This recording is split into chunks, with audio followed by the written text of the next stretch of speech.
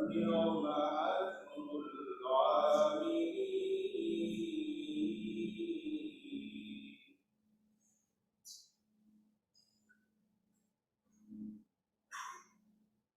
وترى الملائكة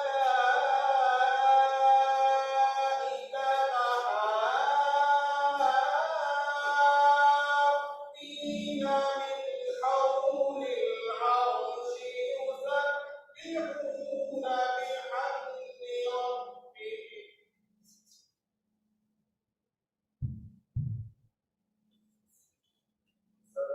يسبحون بحمد ربهم وقضي بينهم بالحق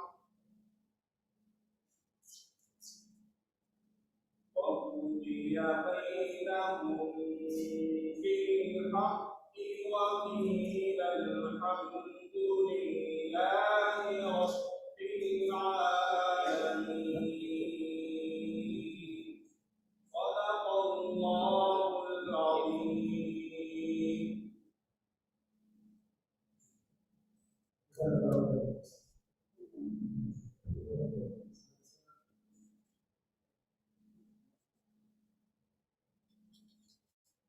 Assalamu alaikum warahmatullahi wabarakatuh. On behalf of Sana Model School, I extend a warm welcome to everyone who have gathered here for today's workshop. Some of the major benefits of Teachers Workshop: professional growth, better student management, equips them with modern pedagogy strategies, builds better relationship with parents, impacts more than thousands of students indirectly. We are pleased to have our esteemed chief guest, Sheikh Maulana Qasim Sahib amidst.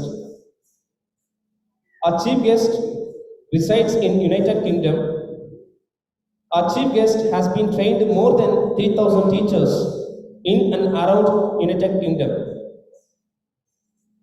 Our chief guest is a graduate of Darul Uloom, Leicester, United Kingdom. Our chief guest himself a teacher at Darul Uloom at Leicester and also at Madrasa-e Nasiha. Our chief guest, Sheikh Maulana Qasim Sahib, has also acquired a qualification in computing and AET award in education and training. Our chief guest, Maulana Sheikh Qasim Sahib, is an internationally renowned Islamic coach faculty at Darul Uloom, Leicester, United Kingdom. Without any further ado, let us begin the program. Hope you all have a great time. Jazakallah khair.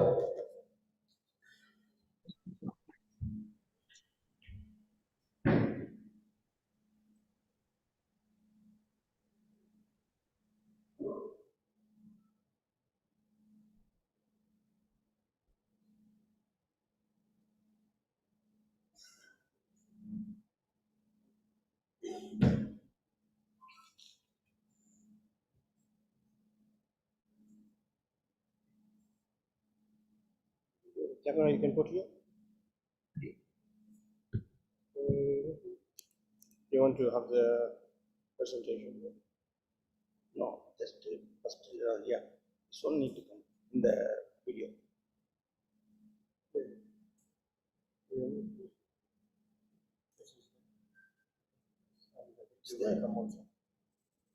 Video also come.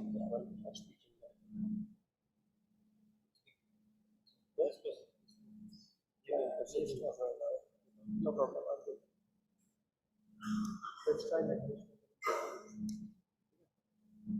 Start for now. Ji ji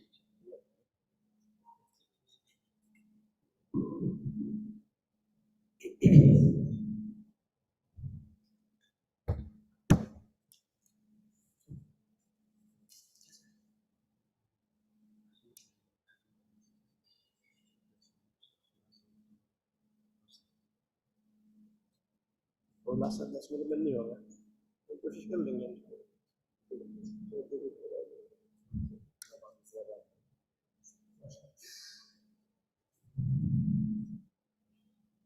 بسم الله الرحمن الرحيم الحمد لله رب العالمين والصلاة والسلام على سيد الأنبياء والمرسلين وعلى آله وأصحابه ومن تبعهم بإحسان إلى يوم الدين أما بعد.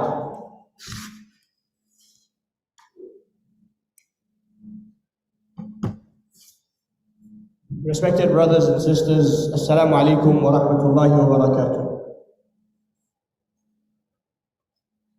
As you can see, the starting is always a bit of technical issues.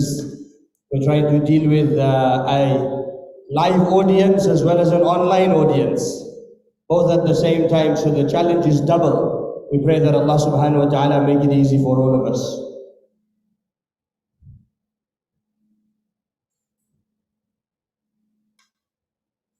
It is a great blessing of Allah subhanahu wa ta'ala that He has selected us, He has chosen us in order to be educators, in order to be teachers, in order to be the ones following the footsteps of our beloved Messenger Muhammad sallallahu alayhi wa sallam. We as teachers have the power to form the future of the next generation. And this is a great power, and with great power comes great responsibility. And so it is essential for us to take this responsibility seriously. And the fact that you are here today is testament to the point that you are taking it seriously. We pray that Allah subhanahu wa ta'ala continues to accept us for the effort of His deen and for the work of His deen, so that we are able to continue this work till the last day that we are in this world. Being a teacher is not something that we selected for ourselves. Being a teacher is not something that we chose for ourselves. Being a teacher is not something that someone offered us and we took it up. It's not a job that we're doing. It is a responsibility that Allah has given to us. And as teachers, if we were looking for income, and money, then I'm pretty sure money is available more in other places with less headache, right? And so we're really not in it for the income, we are in it for the outcome. As teachers, we're not in it for the income, we're in it for the outcome. And if we're in it for the outcome, then we're going to do everything that we can in order to reach this outcome, in order to get to this destination that we are aiming to reach and to get to. And so, the intention for today's session is not to teach or preach, really. I'm not in a position to teach you anything. I myself am a student. I myself am someone who is in need of learning more than anyone else here. The intention of today is just to share with you some of the points, some of the ideas, some of the experiences that we have learnt along the way, and to put it in front of yourself. And we pray that Allah subhanahu wa ta'ala allow us to take what is good and keep us away from what is bad. So we start with the dua that was taught to us by Rasulullah sallallahu alayhi wa sallam, or in which we ask Allah subhanahu wa ta'ala for ilm. And we ask Allah subhanahu wa ta'ala that He guides us to say what is right. He opens our minds to say what is correct. And He allows us to say what is beneficial. Today's session will be broken up into a few parts. The first, in fact, I'll give you a summary right at the beginning. We'll cover 3 parts. The 3 parts, the first one relates to passion,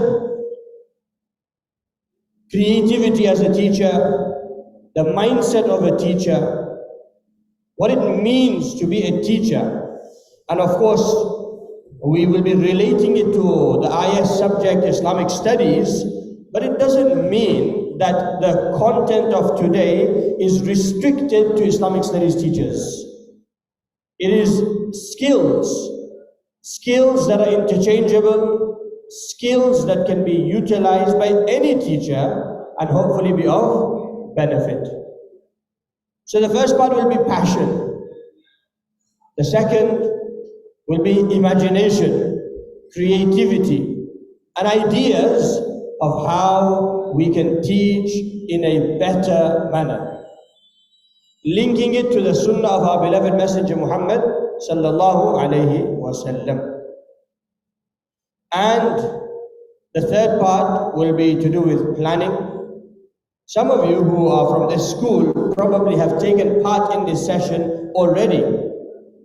So this will be a means of a reminder, and there will be new parts, new discussions that we will share with you. So if you get bored, don't fall asleep. And if you have a question, please note it down. What we will try to do is make it interactive. So normally we say, put your phones away. Today we will say, take your phones out.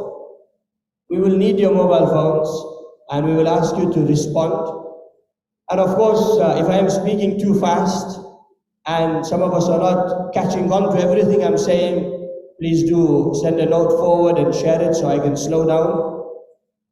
We of course have a good amount of time, although no amount of time is enough. There's always more to say. But we have a good amount of time which we inshallah be able to talk and share with you. So we'll try to slow down and explain to you the concepts. So first is passion, second is imagination, third is planning. And after Jumu'ah, inshallah, what we will be doing is we will be hopefully having a live class. It puts me in the spot really, right? To see, I'm telling you all of this, then how good a teacher am I? So it is a test. You are my examiners and I am your student. But I'm going to demonstrate in front of you, hopefully, what a good class would like for duration of 20 minutes. A short class just to display a few of the points, inshallah. And after that, we'll have a good Q&A session. Questions can also come throughout in forms of notes. That way it's easy, you just pass it forward. It comes here through the break, I'll read it, we'll try to answer it in the session as well. And proper questions where you can ask live, you can ask that at the end as well, inshallah. So without much further ado, let's get right into it. I think there should be notebooks and things coming around as well. Yeah, so there is notebooks, there is handouts. It's just that we got a bit delayed in realizing what's happening. We thought it was at 10 o'clock. And so we are slightly later in coming here and sorting everything out. So you can see, mashallah, there's lots of files. We just got to quickly open up the correct one.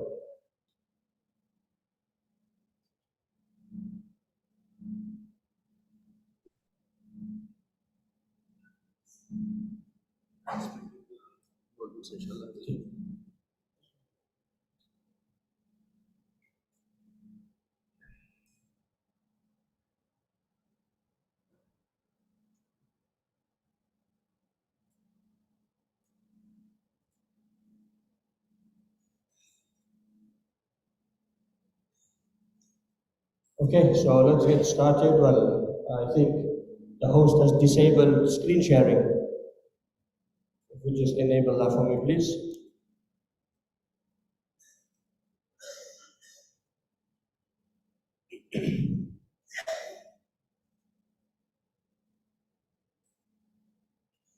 Okay, so the first thing is effective teaching methodologies. As teachers, we are looking at how we can be effective teachers that make the biggest impact.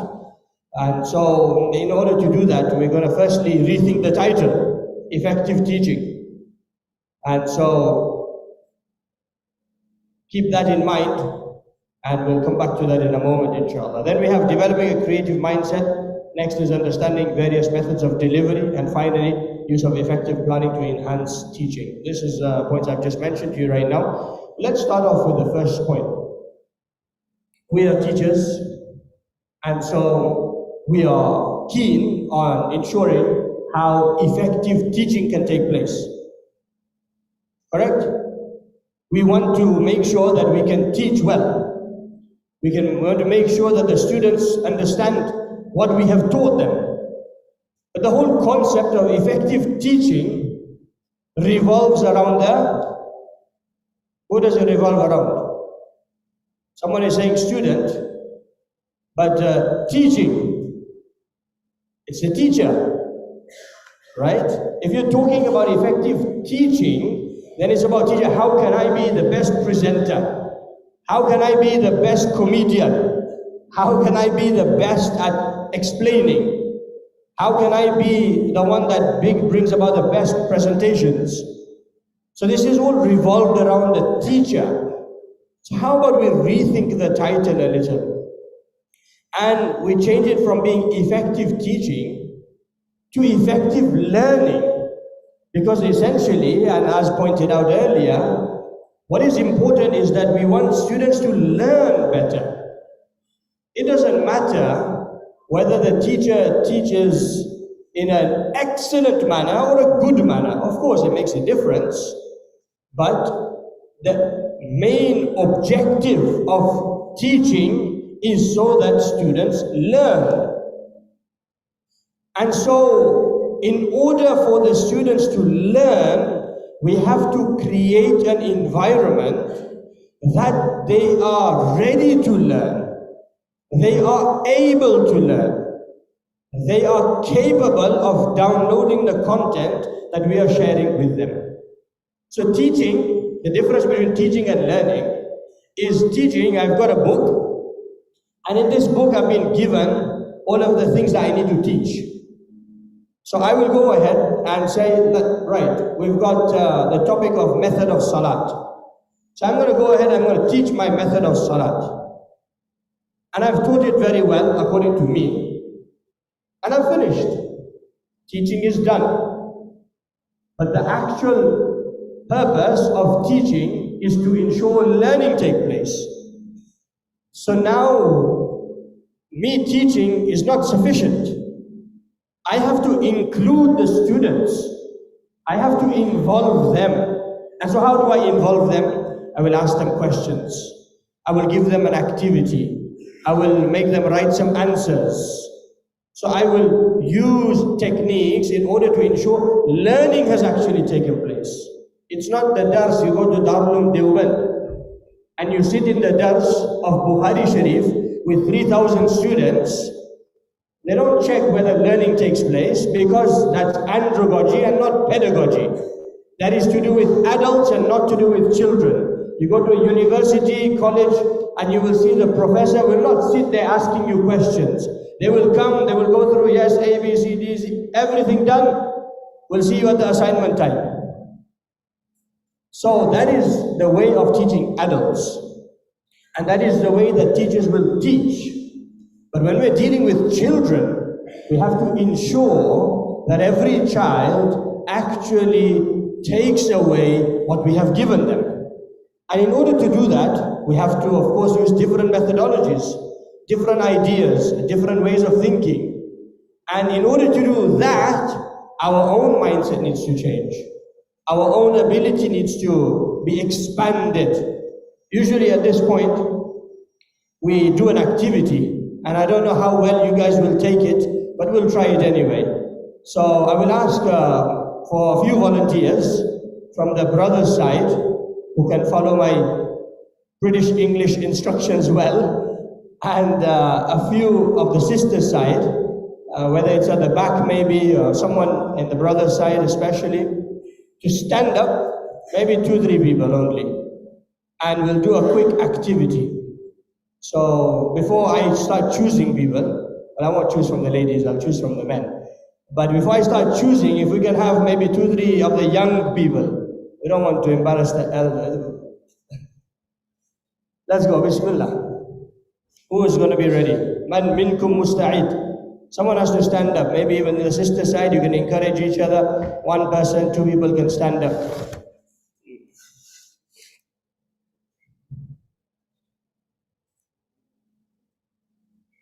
We can't carry on, until we have the activity done. So we have to have someone. There we go. MashaAllah. You stay standing in your place. One more person. One more person. Let's go. Marana in the back, behind. आप भी खड़े हो जाए जी हो गया बस no share screen is not sharing sorry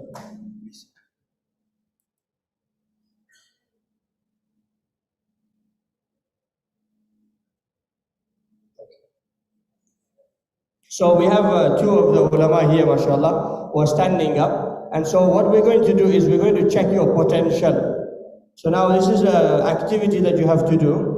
So you have to put your hand out in front of you, just like this, on one hand, in line with your shoulder, and then facing the front, without moving your chest, you need to turn it round as far as you can go.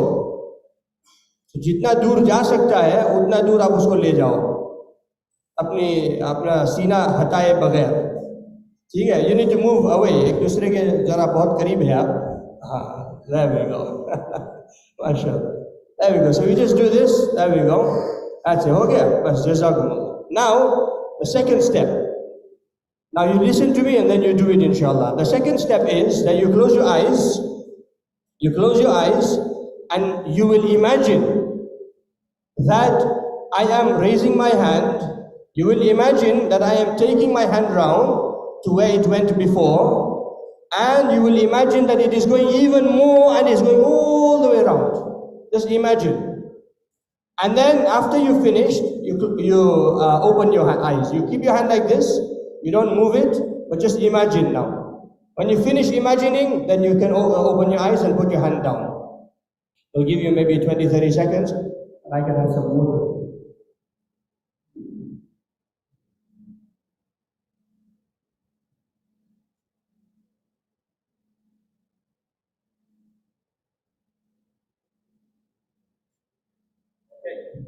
So you finish imagining.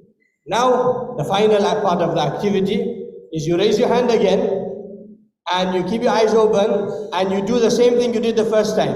Go as far as you can. Go all the way around as far as you can. Look how far they went. Can you see before Maulana's hand was just here and now it's gone all the way around. Jazakumullah. Now the demonstration of this activity, you can sit down. Jazakumullah. We will get some sweets for you, Maulana.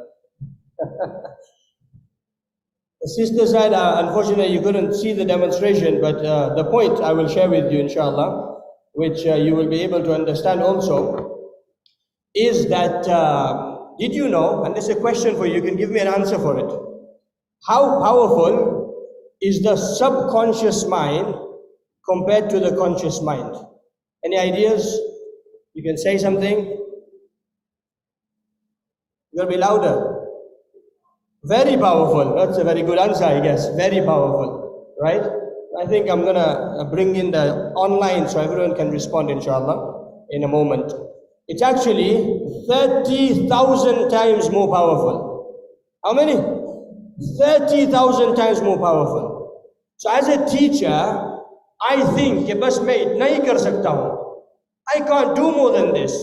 How much more will I be able to do? This activity, not possible.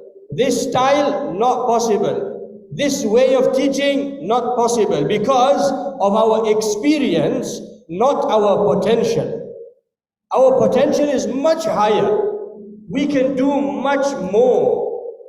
We are capable of a lot more. And this is the mind that Allah subhanahu wa ta'ala has given us. Imagine 30,000 times more. Olympic swimmers, the ones that take part in Olympic swimming championships, they will do this activity where the night before the big race, they will sit on their bed or they will sit in one place and they will close their eyes and they will imagine that I am standing on the edge of the swimming pool and I am now jumping in.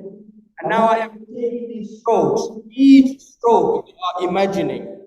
They are looking for themselves. And they are then going all the way to the end. Once they get to the end, they then imagine themselves standing on the podium holding the trophy. And this imagination allows them to be stronger in the actual race. Because your brain thinks you've done it before. Your mind thinks that you've done it before. You should imagine it vividly in your mind. And this is just to show the power of the mind. As a teacher, we really underestimate ourselves. We really have a very good ability. The fact that we have chosen the profession of being a teacher is testament to the fact that we are capable. And this capability Allah has given us. Because Allah only selects people who are capable.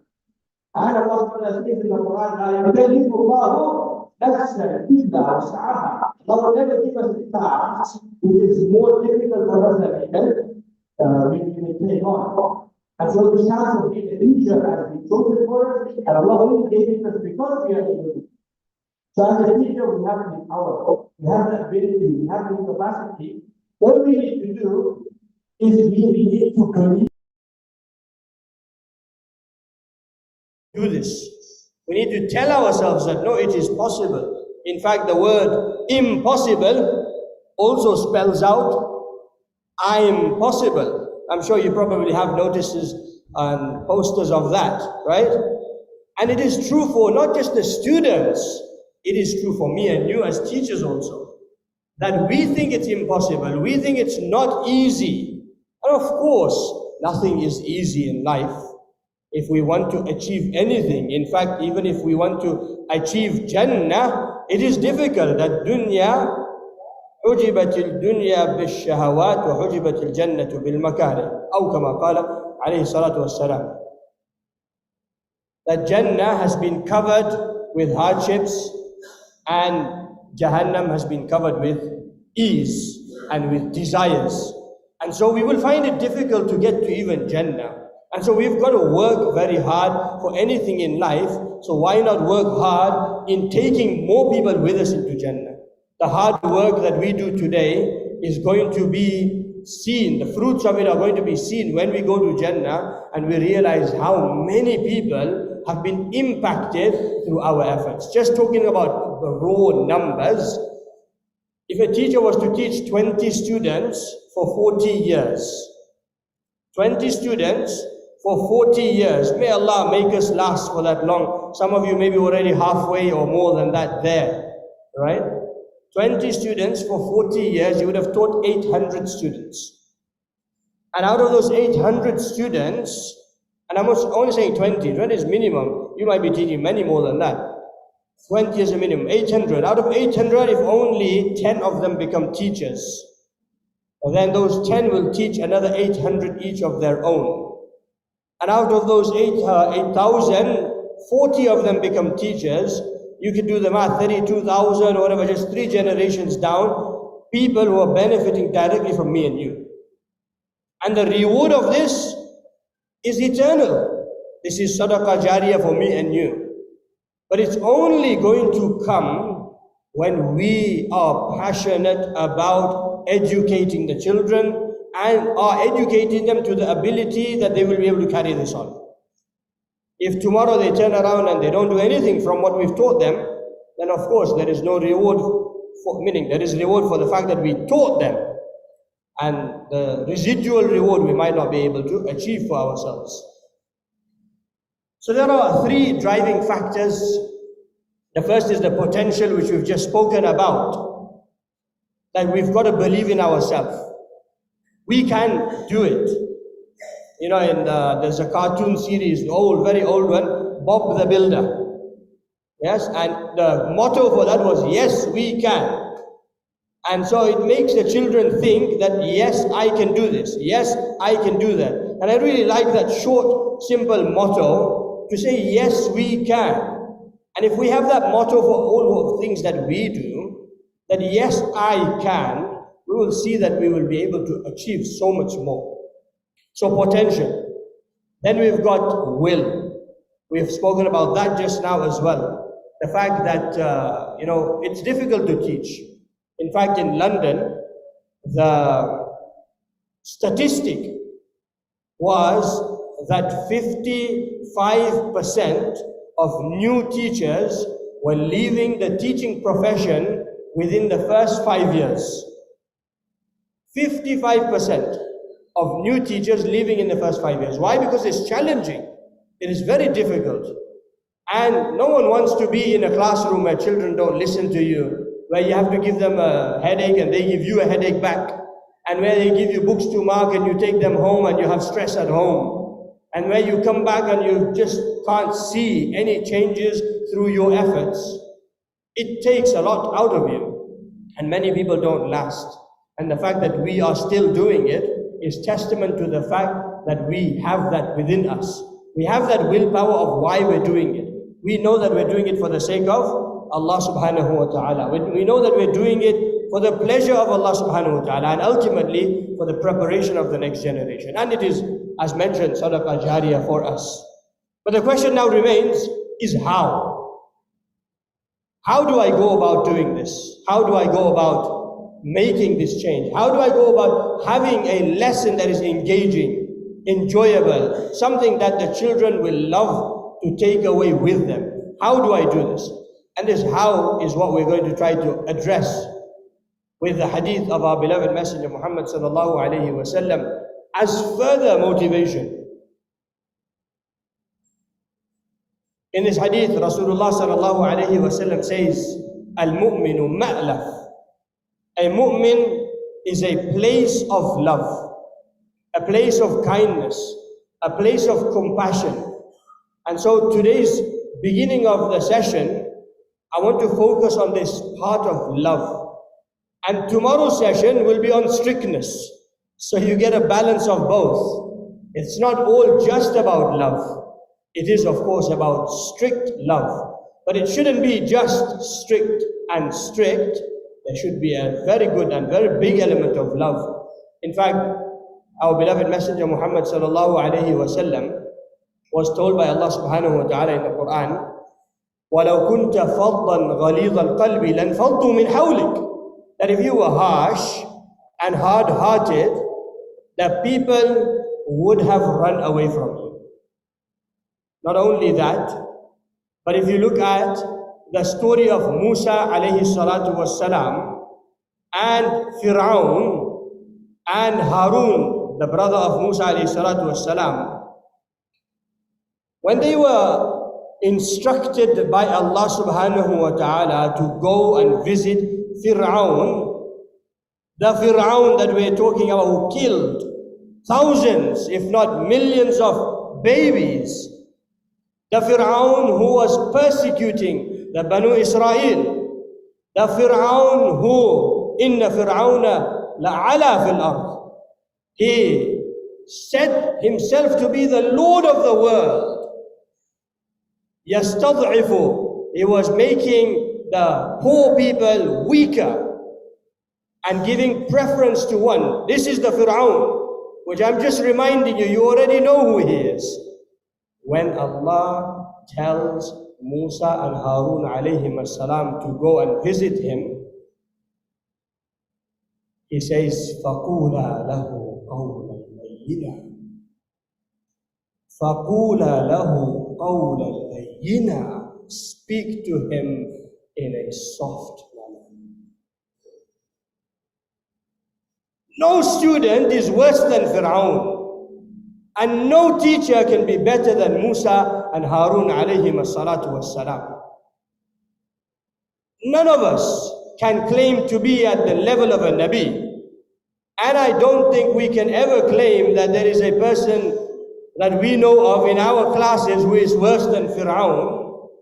And so, if Musa alayhi salam is being told to speak softly to Fir'aun, then who are we to speak harshly to my students when we don't need to? Remember, I began by saying there is an element of strictness, And that is a different point. That is not harshness. There is a difference between the two. And we'll talk about that more tomorrow, inshallah. And this is something that I have recurring theme. It's not just you.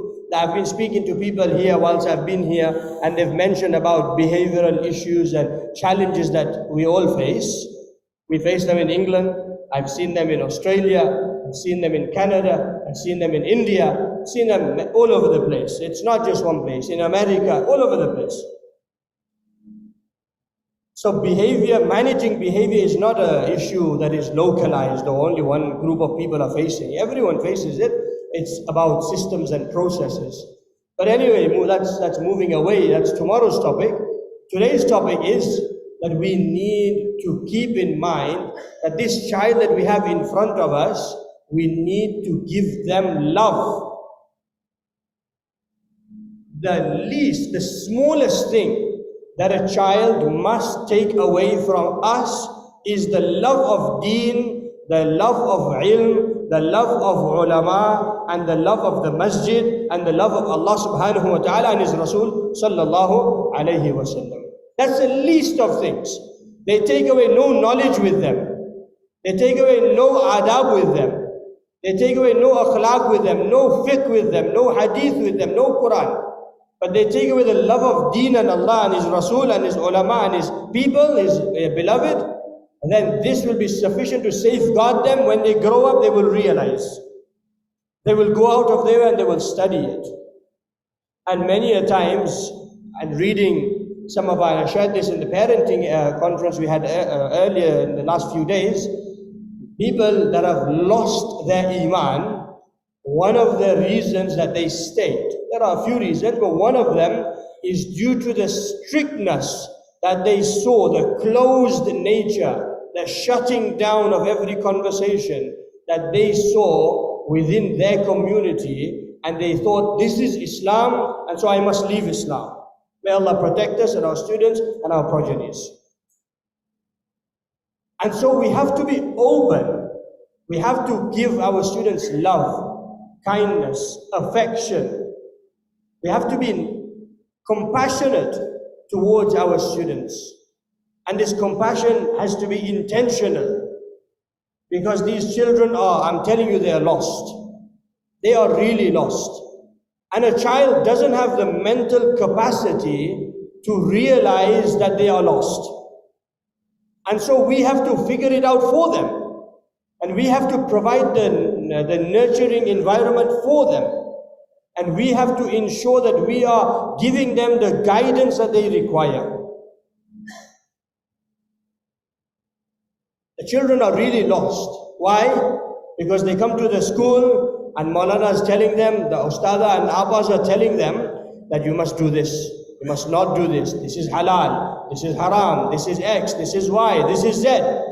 And they leave from here, they go on into their houses, maybe even their parents, if not the parents, then the internet is definitely telling them that this is okay and that is okay and this is very enjoyable and that is very fun. So now they're confused. They want to do what the teacher is telling them, but as we know, the power of the nafs is very strong. And when the opportunity arises, in most of the occasions, a person will always gravitate and lean towards the bad that they know is bad. And so it is important for us to give them that guidance. How they're going to get that guidance is by us being open. If we don't have a conversation with the students in front of me, if I have children in front, right class, today we're going to talk about salah. So, how many of you pray your salah? And some of them put their hand up, some of them don't. So, you don't pray your salah? Why don't you pray your salah? And so now, the whole conversation has become negative. The conversation has shut down. Next time round, when the teacher asks that, okay, Ramadan has just gone by, how many of you have been fasting 30 days full? And so everyone's hand will go up. But there'll be a guarantee in there that some of them are lying. Some of them are making it up. Why? Because they remember the last time what happened? The last time they got told off. They said, oh, how can you be a Muslim and not pray your salat? Of course, it's true, but you see where the lies are coming from. And then we think to ourselves, why don't they listen to us? They don't listen to us because they don't want to listen to us. Subconsciously, the mind, the brain makes connections. The brain is a powerful tool. There's entire research that is done. It makes connections as we grow and as we learn things. And if the brain makes a negative connection to something, then you have to reverse that connection to be able to then make them feel positive about something that you're trying to teach them. And so the point that I'm trying to share, the point I'm trying to drive home right now, is that we have to be open with conversations with our students. What kind of conversation? I'm not talking about the deep conversations about girlfriend, boyfriend, this, and not this. I'm talking about just a normal conversation. Ke insaan hai hum. We are also humans. You know, when the students, they see you in the bazaar, we saw this ourselves many times, is they will change the road. They will go into the other gully, you know, they will go into the other shop so that when you pass by, then they will come out. But why? Why should it be? They should come up to you and say, Assalamu alaikum, Ustad, how are you? This is what we want to see, and that will only come by being open. How? It's not that we are a monster. We are teaching them, but we have become like a robot. We come in the class, we deliver the lesson, we do the syllabus, and we go home. Now, how are you, beta? What's going on? You know, how's life? What have you been up to? Not every day. No one's telling you to do this every day. Of course, you can't do this every day. But having a human touch with your students, where they realize that no, my ustada is also a human. You know, they feel for me, they care for me. These children are broken, I'm telling you, they're broken. And internet is one thing, but on the other side, family issues. You will see that maybe there's domestic violence at home. It's a reality, you know, it's a taboo subject, but it's a reality that in some homes there is, if not physical, there is verbal. If not verbal, there is neglect. And all of this plays a part in the child's upbringing. Now they are seeing this as their religion, as their deen. That my father, my mother, they are Muslims and they're doing this. Maybe this is right to do, and this is how they're growing up. This causes behavioral issues, which we'll talk about tomorrow. But if they don't have a safe space where they can just feel safe, they don't have to worry about someone shouting and screaming. They don't have to worry about someone telling them off. They don't have to worry about someone making them do things that they don't want to do. Then they will be in an environment where they feel safe. And when they feel safe in the masjid, madrasa, Islamic school, and the diniyat subjects especially, not just diniyat, I know there are teachers from other subjects here as well. And I'm talking about every subject, making them feel welcome, making them feel that this is where they want to be. You will see that the achievement will also go very high. Their motivation will go very high when they realize that this is where I want to be. So we got to love our subject matter that we're teaching them, and we've got to love the class. Every class is different. I don't know the situation here exactly, particularly, but I'll tell you in the UK, we have classes. In my class right now, I have a child who's got a father who is a Muslim and a mother who is not Muslim. There's another child, father and mother have split up, divorced, and the mother is trying to pull him with gifts and rewards and everything he wants, and the father is trying to send him to madrasa and also giving him rewards and whatever. But because of this challenge between the two families now, the boy is lost. And he comes to my class and I have to sit with him, and I've got to see the behavior that he shows, and I've got to deal with that. If I tell him off, shout at him, then he's getting that anyway. I've got another boy, I asked him, this shocked me, and I somewhat knew, but I didn't really know to the extent. Number one, they have a dog in the house. They have a dog inside the house. It's not common in England, but it's becoming something now for the Muslims. On top of that, what even shocked me more was I was asking them that when's the last time, we're talking about salah with jama'ah, So I was asking them, when's the last time you went to the masjid? So some boy said, I went on Saturday. Some boy said, I went yesterday. And they said, oh, different ones. Got to this boy, and he said, last time I went was Ramadan. That's 10 months ago. The last time he went to the masjid. And the same, I called his father in, not for this purpose, but for general meeting, about a week after that. And as soon as the father walks in, he says, Maulana, last time I had a meeting, he didn't know his surahs, he didn't know his du'as. And I'm thinking to myself, brother, we need to first, get to the masjid. And we need some mahol in the house. Of course, I didn't say this to him, but I got the point to him later on. But the point I'm trying to say is that the children come from a variety of backgrounds. Now, I could easily just shun him away and say, bas ye to barkati talib ilm hai, he's just extra. He comes to the class, he sits, he does his thing, he goes home. As long as I've done my job, it's done. Or I could be bothered by it, and I'm trying my best to encourage and to get them to work better, to become better human beings, not just better Muslims, but better human beings. And for that, it takes me to love every student equally. I know that they all have their challenges. There will be a child who's a refugee. They've gone through trauma. They will come to my class and misbehave like no one else does. But why are they misbehaving? Not because they want to misbehave or they're a child and children misbehave. It's because they are going through something in their mind which they cannot control. And so I've got to provide them with answers, solutions, help. And I'm going on about this because of how deep this point is. I'm repeating a number of points because of how important it is. Because as teachers, we have to provide a safe space for our children in our classes. A space where they can feel comfortable, liked, and they know that they are valued. When they feel that way, they will study better, they will behave better, they will be more respectful. Not only that, but they will also take on more of what you give them. The tarbiyah angle, the tarbiyah element, where you want to make them better human beings, better Muslims in the light of the sunnah of our beloved messenger, Muhammad sallallahu alayhi wa sallam. They will become better. And it won't be that I'm telling them, I told them not to do this, not to do that, to do this, to do that. They're just not doing it.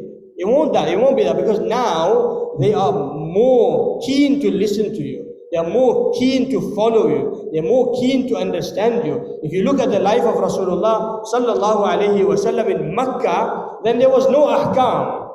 There was a building of iman. There was very little of ahkam in Makkah. And there was a whole building of iman happening, which was winning the Sahaba over. There were a group of people who no one could rule over. There were a group of people who were going through jahiliyyah, ignorance.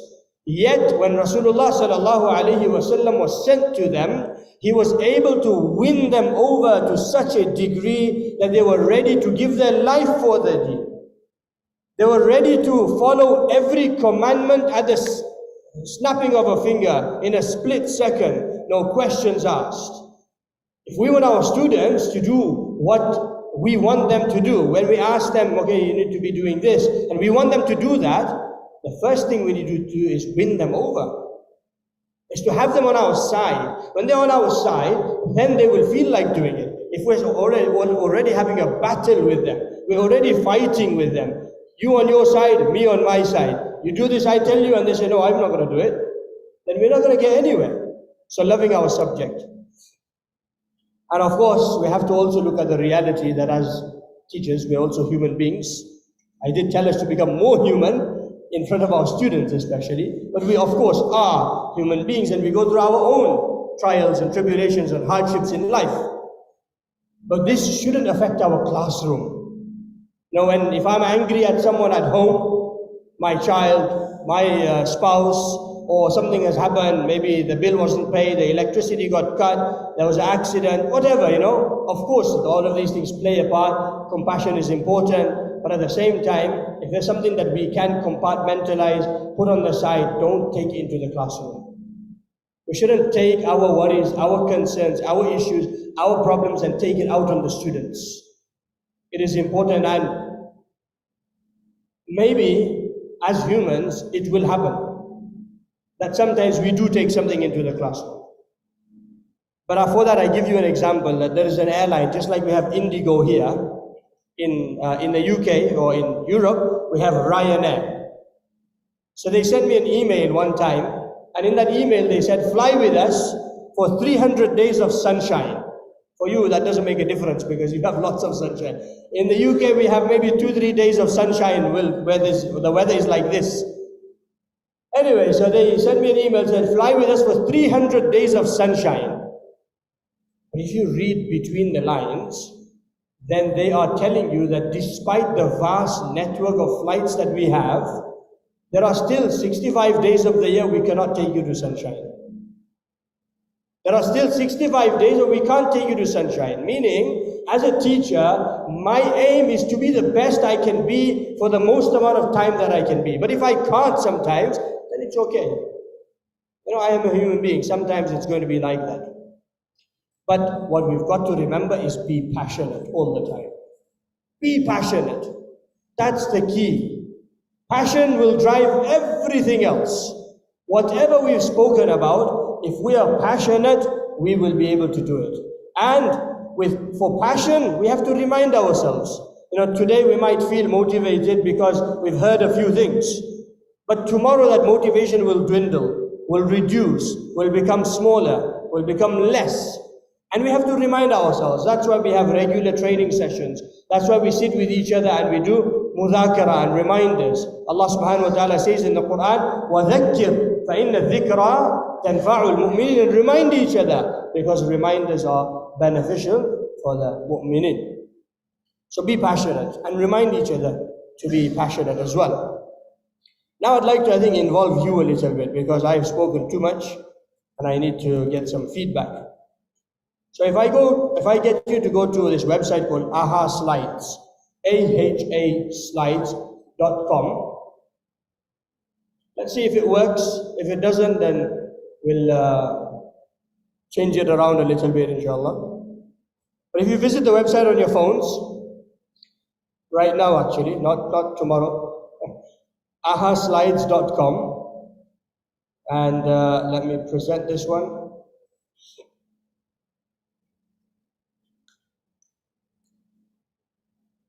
Okay, so we've got some answers already from before. I'm going to leave them here, just so that we can get an idea of what's there. All right, there we go. This one has no answers on it. I'll put the QR code, so anyone wants to scan the QR code, you can also scan the code. The link is ahaslides.com/nasiha, NASIHAH. I'll give you maybe 30 seconds. If you try to join it, if you can, that'll be wonderful, and I'll be able to see that people have been able to join it. I'm going to just change my screen share so everyone can actually see. There we go. Everyone can see. Now you can join it. You can see people are joining it. Alhamdulillah. So go ahead. Few seconds so you join it. And then we will put it.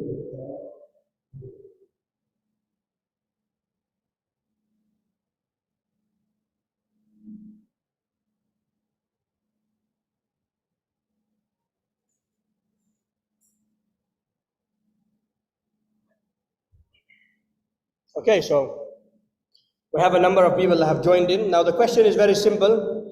You know, we've been talking about being passionate as teachers. So as a little exercise, I'd like you to think about your teachers that you might have had whenever you were studying.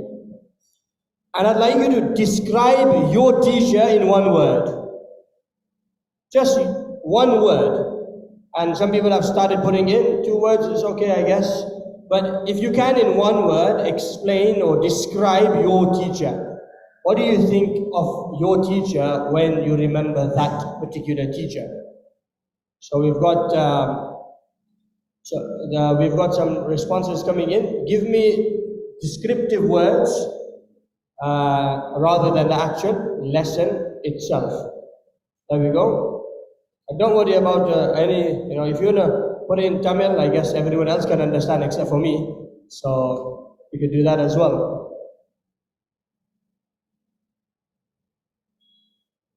Okay, we've got some good answers coming in there, mashallah.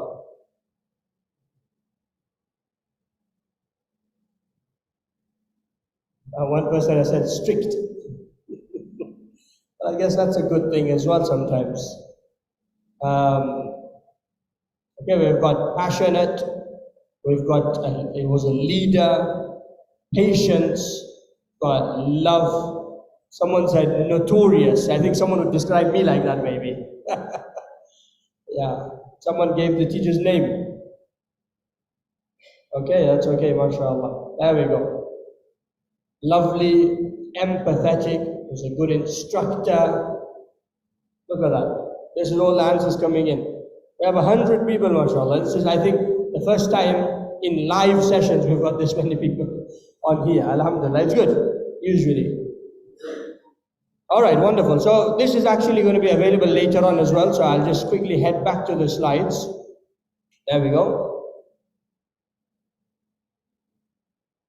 Just to finish off with a parable, a little story that explains to us how we as teachers can try to leave behind our challenges when we enter the classroom. There was once a man who had a taxi driver friend. So he was visiting the city, and the taxi driver said, look, I'm going to be driving today. So if you want, you can join me in the back of my cab, in the back of my taxi. And we'll go around and we'll enjoy the day like that. So the friend said, okay, no problem, I will join you in the back of the taxi. And so they went. And as he went, he picked up some passengers, dropped them off, and he had a punctured tire. He had a passenger who left the door open and just walked off. He had passengers that didn't pay him and went off. Different things that happened. And the friend is thinking to himself that, this guy, when he goes home, his family have had it. They better stay away from him, because he's going to be angry and upset and he wants his own time, private, peaceful time. So anyway, the day finishes, they get to the house, and as they are outside the house, the taxi driver, he stands outside the door and he does some offloading motion from his head onto a tree. So this friend is thinking, this guy really has become a bit insane. He's lost his mind. So he doesn't say anything at that point. They go into the house. As they enter, his children come up to him and he picks them up and is jumping and laughing and enjoying themselves. And then they sit down and they're eating, and then they were going to leave. He was going to leave the friend. So the friend said, it was a bit of an odd question, but I saw some very odd thing. Two things. Is that you had a very difficult day, and then after that you came outside your door and you're doing this really weird thing. What is that? And so the friend said that, every day I come home, and before I go into my house, I have this habit that any problems I have had throughout my day, I will offload them onto this tree. This is my problem tree. I give the tree my problems for the night. I go into the house fresh and clean without any problems. And my children have been waiting for me. And so it's not fair on them that I give them what I faced outside. And so I enjoy my time with them. The next day when I come out, I look at the tree and I think about the problems. Most of them are actually not even problems, so they're gone. And this little parable, this little incident, little story is just to explain that as teachers, we've got to try to compartmentalize so that we can give our best self to the students. They don't deserve the things that we might have faced. And so let's give them what they deserve, which is love, compassion, and an enjoyable lesson, inshallah. All right, we've got another activity for you. Now this activity, I'm sure, all the kids, they do this in class, right? Maybe. They've been drawing away quietly in the corner when you're not looking. But this time you're going to do it. So on your handouts, this activity is not there. You can draw this out yourself and try to find, so notes and crosses, notes is the 0, the O, and crosses is the X, of course. So you need to connect 3 notes or crosses in a straight line. Take a look at this, and I'll give you maybe 30 seconds, 1 minute. This is my tactical move. I get to drink some water.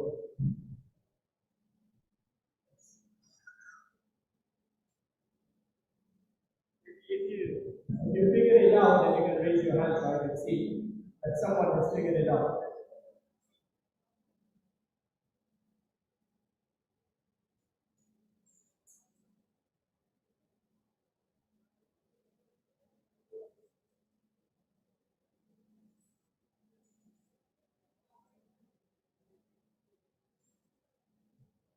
Anyone figured it out yet? 1, 2, 3. None of the brothers.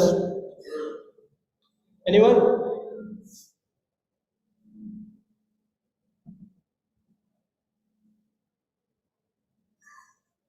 Go across. Down. Well, when you look at this, you think to yourself, it doesn't really look like I can figure it out. It's a trick question. And usually as teachers, we like trick questions, right? Catch the student out. So this was a trick question, but a little bit of a trick question. There's your answer.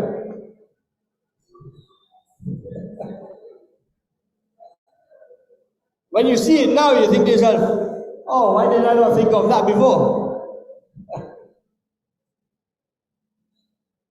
The whole idea of this activity is to think outside the box.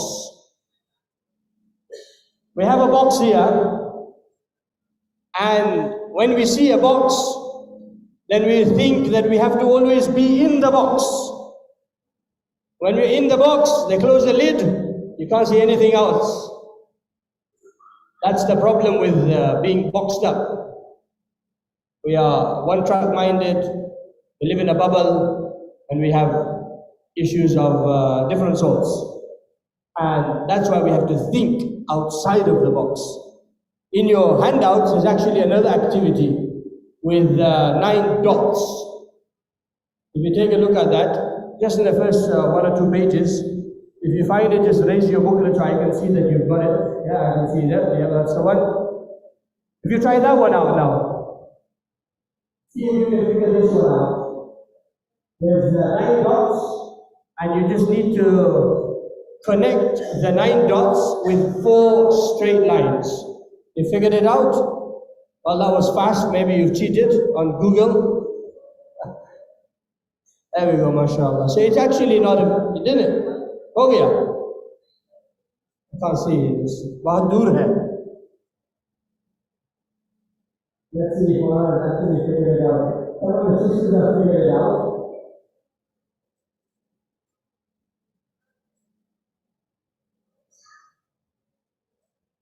There is 4 lines and 1 are missing. नहीं होगा, नया लोग बना लिया. What is this? That is something. No, this is not very sure. This was outside. No. And you can't lift the pen. You're not allowed to lift the pen. MashaAllah, the Maulanas, they're thinking really outside the box by drawing new dots. You cannot draw new dots. You've got to keep to the 9 dots that are on the screen.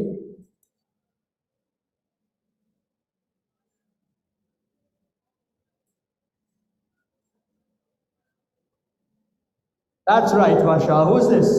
Give him a sweet. Inshallah. Well done. Jazakumullah. I'll show you the answer. It's actually another one that is not so difficult. That's the answer. Here's your answer. Very easy, very simple, but it just needs a bit of thought. If I was to show it to you, then this is what it would look like. 1 down. Second one will go diagonally up when it loads up. There you go. The third one will go across the top, and the fourth one will go through the middle. Did it? MashaAllah. Well done. And I'm sure some of the sisters probably got it as well. This again, if we stay within the box, we'll never figure it out. We'll never be able to get the actual answer once you stay within the box. And so, the point of this activity is that we need to think outside of the box. Thinking outside of the box is challenging. Thinking outside of the box is difficult, which is why we usually don't. Which is why we usually just do what is easy for us. And that's why our teaching methodology will be restricted to 1, 2, 3 different styles only and not many more than that. Because we like to be comfortable, and that's human nature. Being comfortable is human nature, but I always recommend that we should always try to step out of our comfort zone a little so that we are able to explore. And if we make a mistake, then we retract. And if we find it good, then we press on. We continue.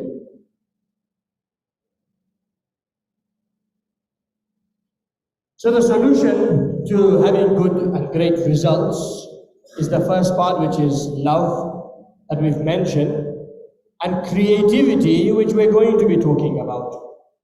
Put those two together. Love, of course, relates to passion. The passion as a teacher that we have to teach in the best manner possible, to educate and allow the students to learn in the best manner possible. And creativity is the how, is what we're supposed to be doing in order to get to that particular point. And we'll end up with the great results, inshallah.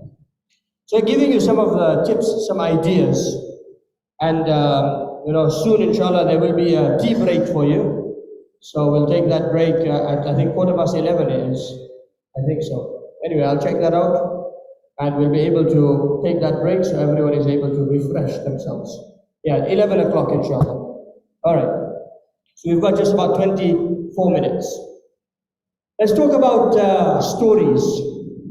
Stories are a wonderful method of teaching. You know, I've mentioned this again and again. This is the first time specifically referring to the Nasiha books. You know, you guys, many of you are using and many of you are teaching the Nasiha books, and we publish them. But even though we are the ones that publish them, I will tell you clearly that the books are not everything. Sometimes we become, as they say in Urdu, lakir ke faqir. We like to follow what the book says and nothing more. The book is not everything. The book is merely a guide. The book is not the teacher. The book is just a bit of content that will give you direction. The teacher is us. We are the teacher.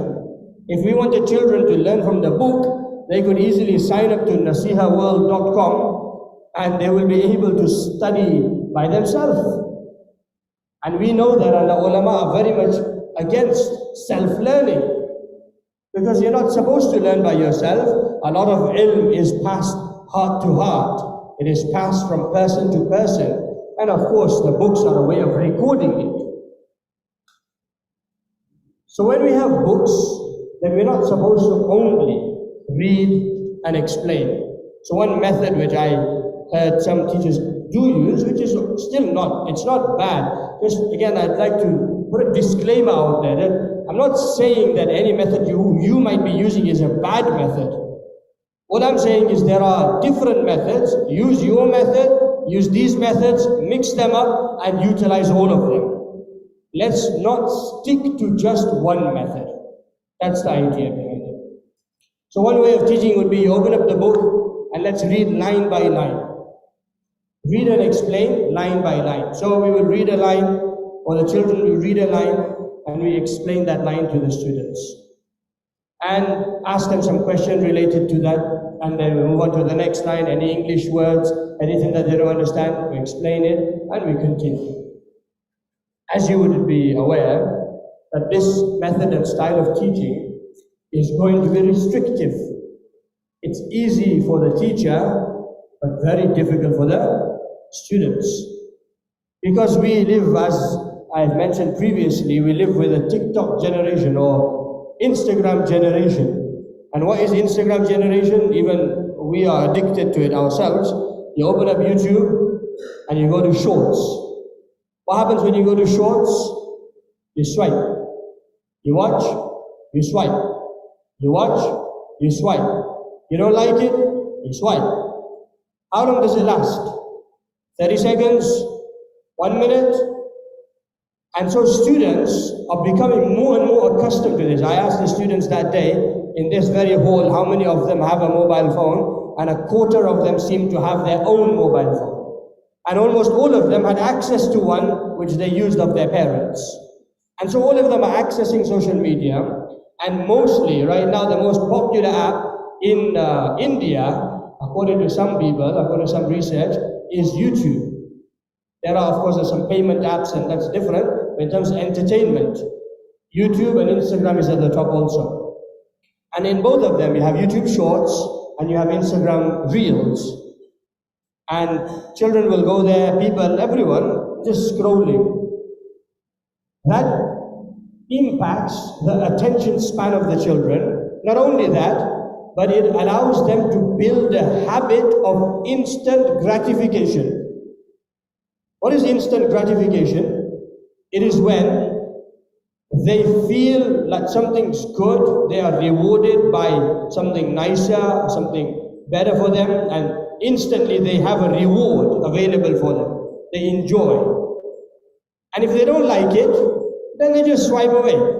They just move on. But when they come to class, if they don't like the subject matter, they don't like the teacher, they can't swipe the teacher away. It's not possible. You know, the teacher's still going to be there. So now they're going to be lazy, they're going to misbehave, they're going to answer back, not complete their work. All sorts of things will happen. Why? Because their mind has become accustomed to liking things instantly, and if they don't like it, they just move on. There's no resilience in the students. And so, if I was to teach in that method which I just mentioned, then yes, as a strict teacher, I might just be able to get away. If I was strict with my students, I might just be able to get away because I've gone through it with them, I'm strict and they don't mess around. So I finished it. But learning was of a limited quantity. There was a lot of teaching that went on, but learning was limited.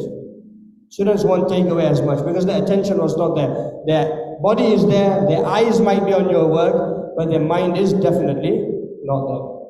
And so we've got to change up our style of teaching at times in order to engage them into the lesson. You know, if you look at the front of your handouts, the cover, it has a saying. The saying, the last part of it is, involve me. Involve, that's the word that we want to try to bring into our lessons. That every child in our class is involved in the learning. Of course, again, there are restrictions to this due to the time that you have available. But if we don't even try, we won't have a good recipe.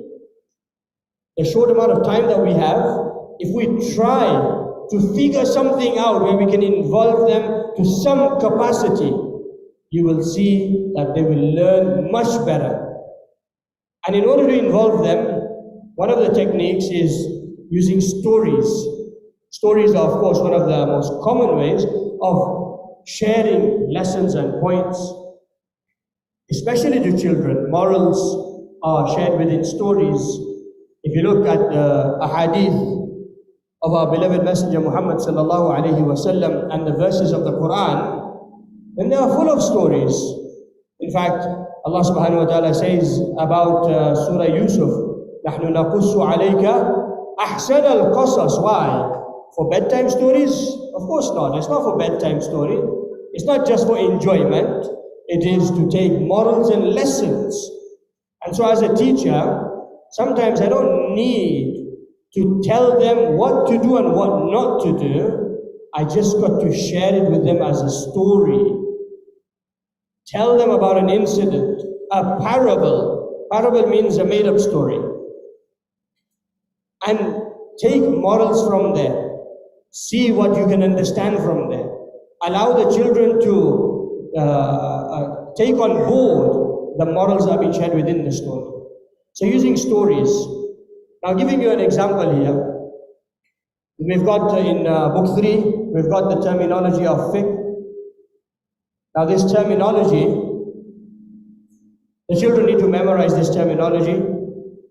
And there's one way of doing it where you say, right guys, you need to learn this, go ahead and learn it. And so they will sit there and they will learn it. How will they learn it? They learn it by saying fast, quickly, repeating it, you know, like they do hifz. And they say, fard, wajib, sunnah, mughla, sunnah, mughla, muslim, makruh, fard, wajib, sunnah, sunnah. And they will do it again and again, again and again until they will memorize it. This is a technique, and this is called rote learning. rote learning, or in Urdu they say ratna, to repeat. When you repeat something, it will come into your mind and it will stay there. And in hifz of the Quran, they use this technique. But this technique is not effective when we're teaching, or it is effective, of course, and we'll talk about how it's effective for hifz separately, but it's not effective for irregular subjects because this utilizes the working memory. If you do research into how the brain works, then the brain has a part which is known as the working or short-term memory. That working memory is what we're using right now. And in fact, if we're not making notes, then a lot of what I've already said an hour ago is gone. Because research says in 1 hour, the curve of forgetting says that in 1 hour, we forget 50% of what we have heard. So, anyway, that's rote learning we were talking about. So in terms of rote learning, the children will memorize this. They will use their short-term memory for this, their working memory. That working memory, once they leave the classroom and they get busy with something else, they talk to someone else, they memorize another subject or learn from another subject, it becomes filled with other matter and material. Just like in a computer, for those of you that might understand, we have a hard drive, then we have RAM, which is random access memory, and then we have the CPU, which has the cache or the registers. And each of them serve their own purpose. The hard drive is the biggest, RAM is smaller, and the cache is even smaller. When you're working on a computer, the cache will process in the CPU, it will use some resources of the RAM, and when you're done and you want to save it, it will store it inside of the long-term memory, which is the hard drive. As humans, our brain also works in a similar way. Well, I guess the hard drive people use the brain as the example, just like the people who build planes use birds as an example, and they build with the beauty that Allah subhanahu wa ta'ala has created in the world. So, short-term memory needs to be transferred to either medium-term or long-term memory. And the way to do that, it's going to take some effort, some type of work. And that work, there's different types of it, different ways of doing it. One of them is known as spaced learning. We'll talk about those in a little while, inshallah. But going back to rote learning, it's in the working memory. Actually, I've got an activity for you. I like activities, it makes it enjoyable. Let's quickly give you an activity and then we will continue. So we've got this list and we want to see if you can memorize it. If the screen loads up fast enough, that's, where is it gone? There we go. So I've got a list of states of the US over here. It should be coming up in a moment. And I want you to memorize them. Don't take a picture because that's cheating, right? We want you to just memorize them. And I'm sure people that are hafiz of the Quran, I think you're gonna, mashallah, win this challenge hands down. Here we go. We've got the list right there. We've got Texas, Massachusetts, Arizona, New York, Minnesota, California, and Ohio. So these are states in the US which need to be memorized. Look at them very carefully. Make sure that you know them very well. And time is up. Let's move. We're going to give you the access to your phones again. Oh, look at this, mashallah. We've got a big word cloud. If you join this little task once again, if you're already on it, you just got to open it. And everyone should be on this, Apologies about the emoji. I can't control the emojis, unfortunately. I can't remove them or anything. So just excuse the automatic emojis. But you can join. Now, as you're joining, I will just explain to you that now the task is going to be that you're going to place the states in the order that you saw them on the screen. You memorize them, right? So hopefully we know how and in which order, and the faster you do it, the more points you get, although there's no switch for this activity. All right, I'm gonna move on. People can continue joining, inshallah. So the question will come up on the screen in a moment. Put the following in order. On your phones, you can get started. You drag them, I think, as you drag them and put them in the right order. You only have 25 seconds left. 20 seconds left.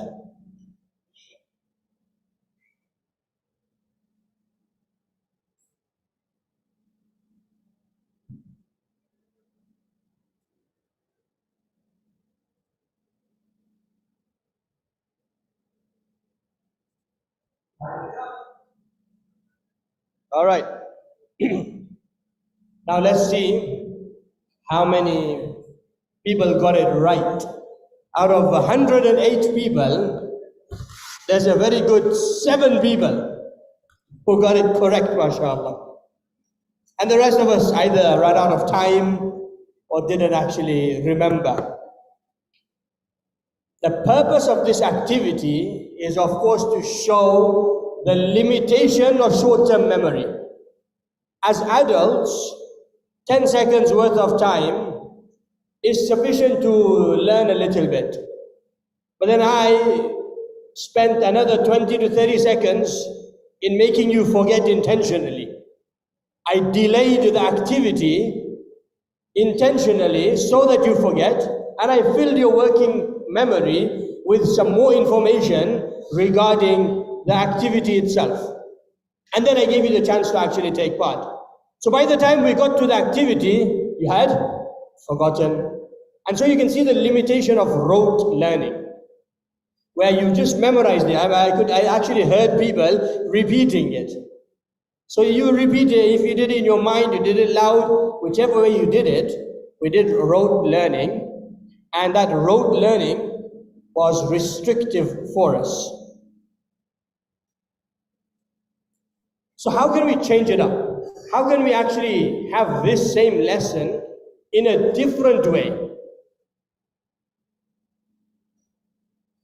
We can use stories or create stories with the students in order to ensure that the children are able to remember for a longer period of time. Now you have a story in your handouts which is different to the story that's here, just to give you 2 ideas of the same thing. But here we have yesterday at school, Principal Fard contacted the head teacher Wajib regarding Sunnah's attendance. He was informed that Muakkada was very punctual, however, Ghair Muakkada occasionally didn't attend. Principal Fard mentioned this in the assembly and said he also liked Mustahab's habit of avoiding friends like Makruh Tanzihi, although Tanzihi wasn't as bad as the friend called Tahrimi. For it was Tahrimi that was heading down the route of haram, who just got excluded for doing everything that was not mubah.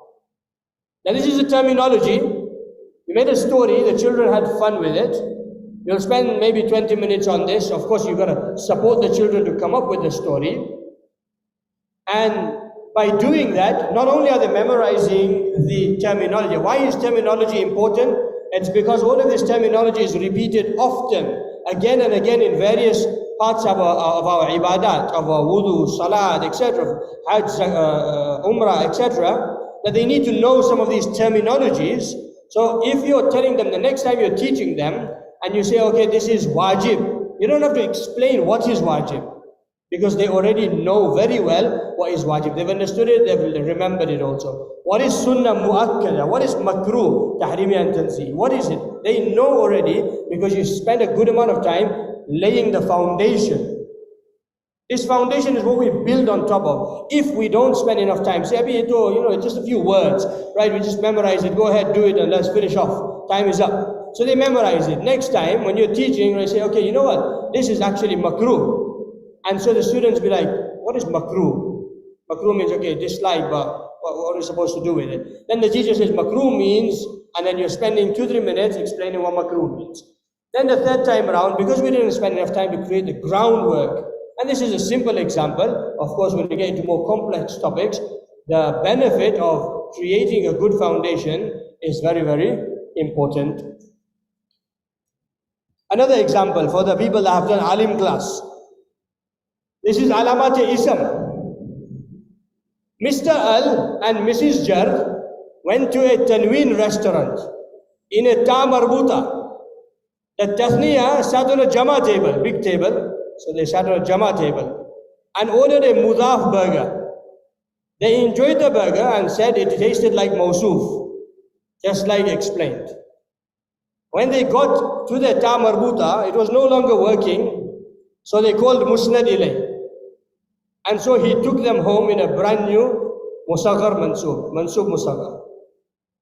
So you can see, a little fun, little engagement, and the children got involved. They created this together, and they actually learned the alamat-e-ism and went away knowing. If you ask me by heart, I won't know this. This is an example of one of the teachers that actually taught the lesson like this. So making it fun, making it engaging, involving them will make life much easier. Creating stories, not just creating stories, telling stories. Telling them stories. Close your book. You're talking about Battle of Badr. Don't read the story, tell the story. So using stories is one of the methods.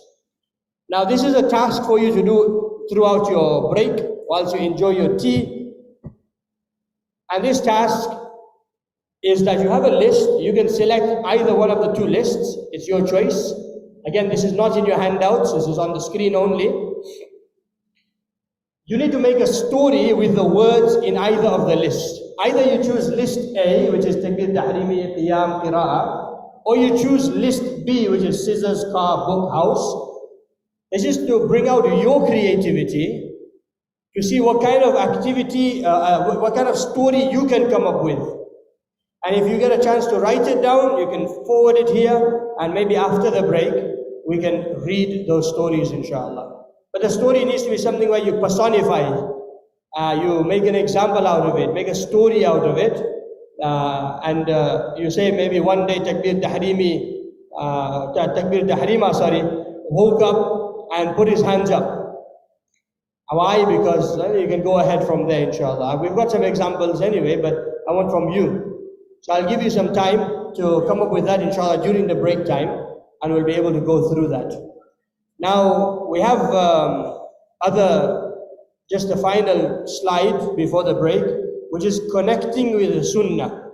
Many times we ask this question, you've mentioned all of these activities, these ideas, but this sounds like things that they do in school, or things that they do in other subjects, not in Islamiyat subjects, not in Quran, not in Alim class. Of course we can do it in any of these lessons. If we look at the life of Rasulullah sallallahu alaihi wasallam, he used examples again and again, repeatedly, many times over. He made it easy for the Sahaba to digest the information, and through that he became the best of teachers. لَقَدْ كَانَ لَكُمْ فِي رَسُولِ اللَّهِ أُسْوَةٌ حَسَنَةٌ. The best of examples in the life of our beloved Messenger Muhammad sallallahu alaihi wasallam. So as teachers, we see this example where Rasulullah sallallahu alaihi wasallam is talking about the importance of Amr bil Ma'ruf wa Nahi anil Munkar. But he didn't say that it's important to order good and important to stop people from evil, because that is right. Instead, he gave a story. He gave a parable of the people on the ship, people of the upper deck and people of the lower deck. The people of the lower deck, there's a longer hadith, but if the people of the lower deck, they decided that we will make a hole here, so we don't have to keep disturbing the people of the upper deck. If the people of the upper deck didn't stop the people from the lower deck to make that hole in that bottom of the ship, then the entire ship will drown. And this was an example that was delivered and shared by Rasulullah sallallahu alaihi wasallam to explain the point of Amr bil Ma'ruf wa Nahi anil Munkar. So this is an example that Rasulullah SAW also used teaching methodologies. In fact, in my bag, I have a book by Sheikh Abdul Fattah Abu Ghudda, in which he lists the various teaching methodologies employed by Rasulullah sallallahu alaihi wasallam. In English, the translation is Rasulullah sallallahu alaihi wasallam, the teacher, and in Arabic, it's Ar-Rasul Al-Muallim. And so, if we have access to that digitally, we can read it, we can purchase one. You will see so many different scenarios in which Rasulullah sallallahu alaihi wasallam utilized different teaching methodologies. We'll go through some of them today, and inshallah you can study more of them later on. I end this session with this and pray that Allah subhanahu wa ta'ala allow us to take on board some of the points that we have been shared today and open our hearts and minds towards what is correct and help us in putting into practice what is right for us and our students. Jazakumullahu khaira wa akhiru da'wana alhamdulillahi rabbil alameen. I'll leave this on the screen. You can inshallah make the notes throughout the break, and inshallah we will come back after the break. 15 minutes break, I think it is. Jazakumullah.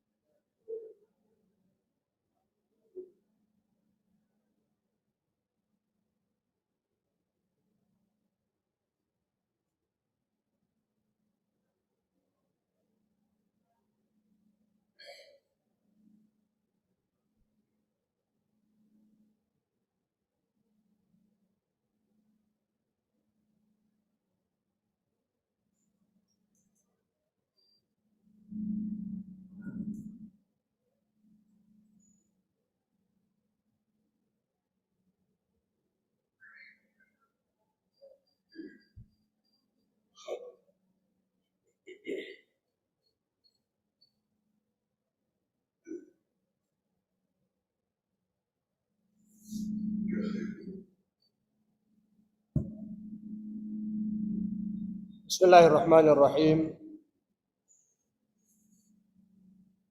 Assalamu alaikum wa rahmatullahi wa barakatuh.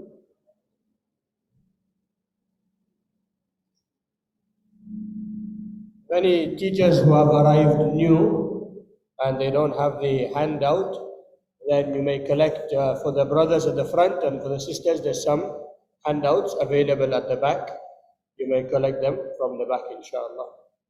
If you see anyone that's come new, you can also offer it to them.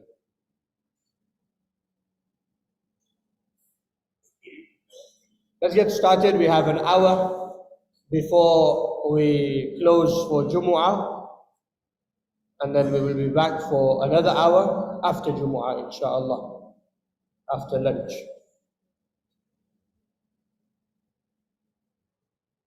So just to recap,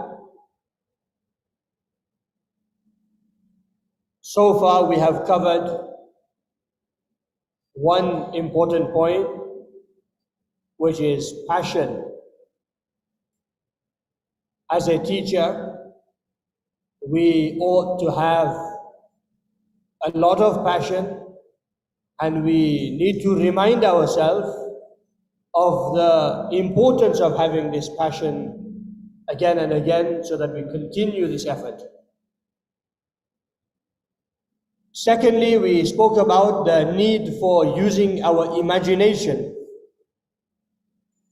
And as part of that, we were going through some examples. We covered one example so far, which was teaching using stories. At the same time, there are many other examples, one of which I'd like to share with you, which is using visual aids. Talking about visual aids, this is the book that I was speaking to you about earlier. It's published by Zamzam Publishers, translated in South Africa into English, available in Arabic also, known as Al-Rasul Al-Muallim, or the Prophet Muhammad sallallahu alayhi wasallam, the teacher, and his teaching methodologies. And it's various ahadith under various titles with brief explanation of each of those.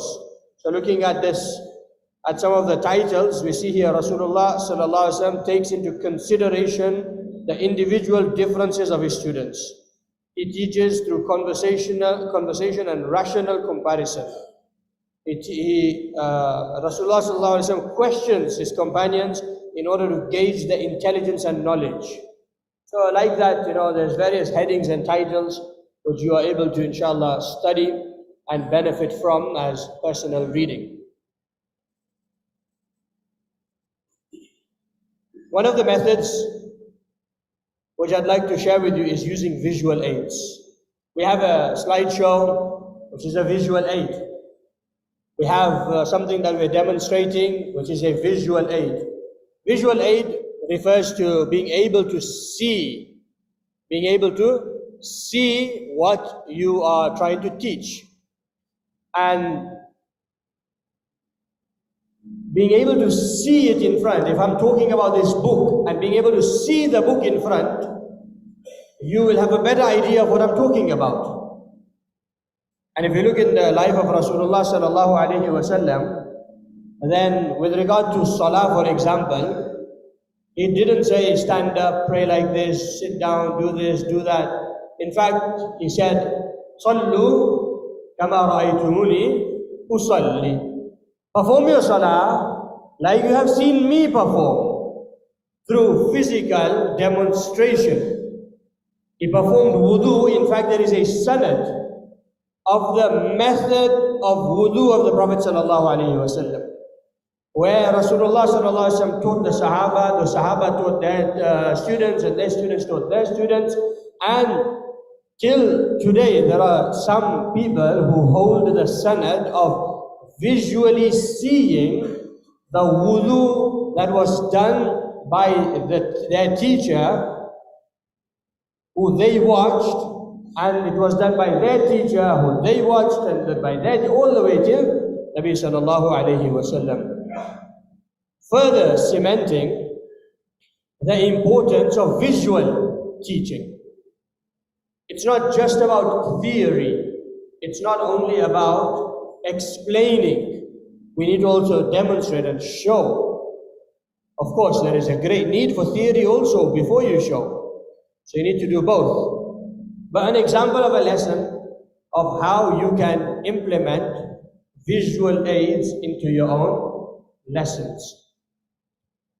This was a lesson that was conducted by one of the teachers, and in this lesson there was a very simple topic. The topic was the importance of speaking the truth. I'll play the video and I'll explain to you what is going on. So what we have here is we have a bowl of water. There is water in that pot. Then we have salt and pepper, so there's pepper. And then there is some cotton buds. The pepper is the mercy of Allah. The cotton buds is a clean heart which hasn't lied. When put into the mercy of Allah, it is completely covered. On this screen you can see it better. On that screen you can also see that the second set of buds, which were covered in the detergent, when they put inside this water and pepper, not even a single speck of it goes onto the cotton buds. And this is an example of the hadith or the ayat of the Quran, in fact, in which Allah subhanahu wa ta'ala says, Ala la'natullahi ala al-kadhibin. That the la'na and the curse of Allah subhanahu wa ta'ala comes on the liars. And knowing the Arabic language, the word la'na refers to al-bu'd an rahmatillah, being distanced from the mercy of Allah subhanahu wa ta'ala. And in this example, we see that the heart which has lied, which is clean, the cotton buds which were clean, when put into the mercy of Allah, it is attracted. The mercy of Allah is attracted to such a person. But when a person is covered in sin, which also relates to another hadith, in which Nabi sallallahu alayhi wasallam says, when a person sins, then a black dot forms on the heart of that person, until they continue sinning and their heart is completely covered. And that is the example of this heart which has been completely covered by sin. When put into the mercy of Allah subhanahu wa ta'ala, the mercy of Allah subhanahu wa ta'ala is not attracted, rather it is repelled. And so this is a visual experiment that has been done.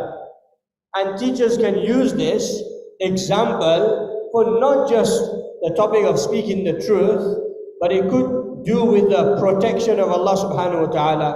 It could be different topics that you're able to use this experiment either physically or digitally using video. And you're driving home a very important point. Through this experiment, it won't take that long to set up, it won't take that long to demonstrate. Another example that we have is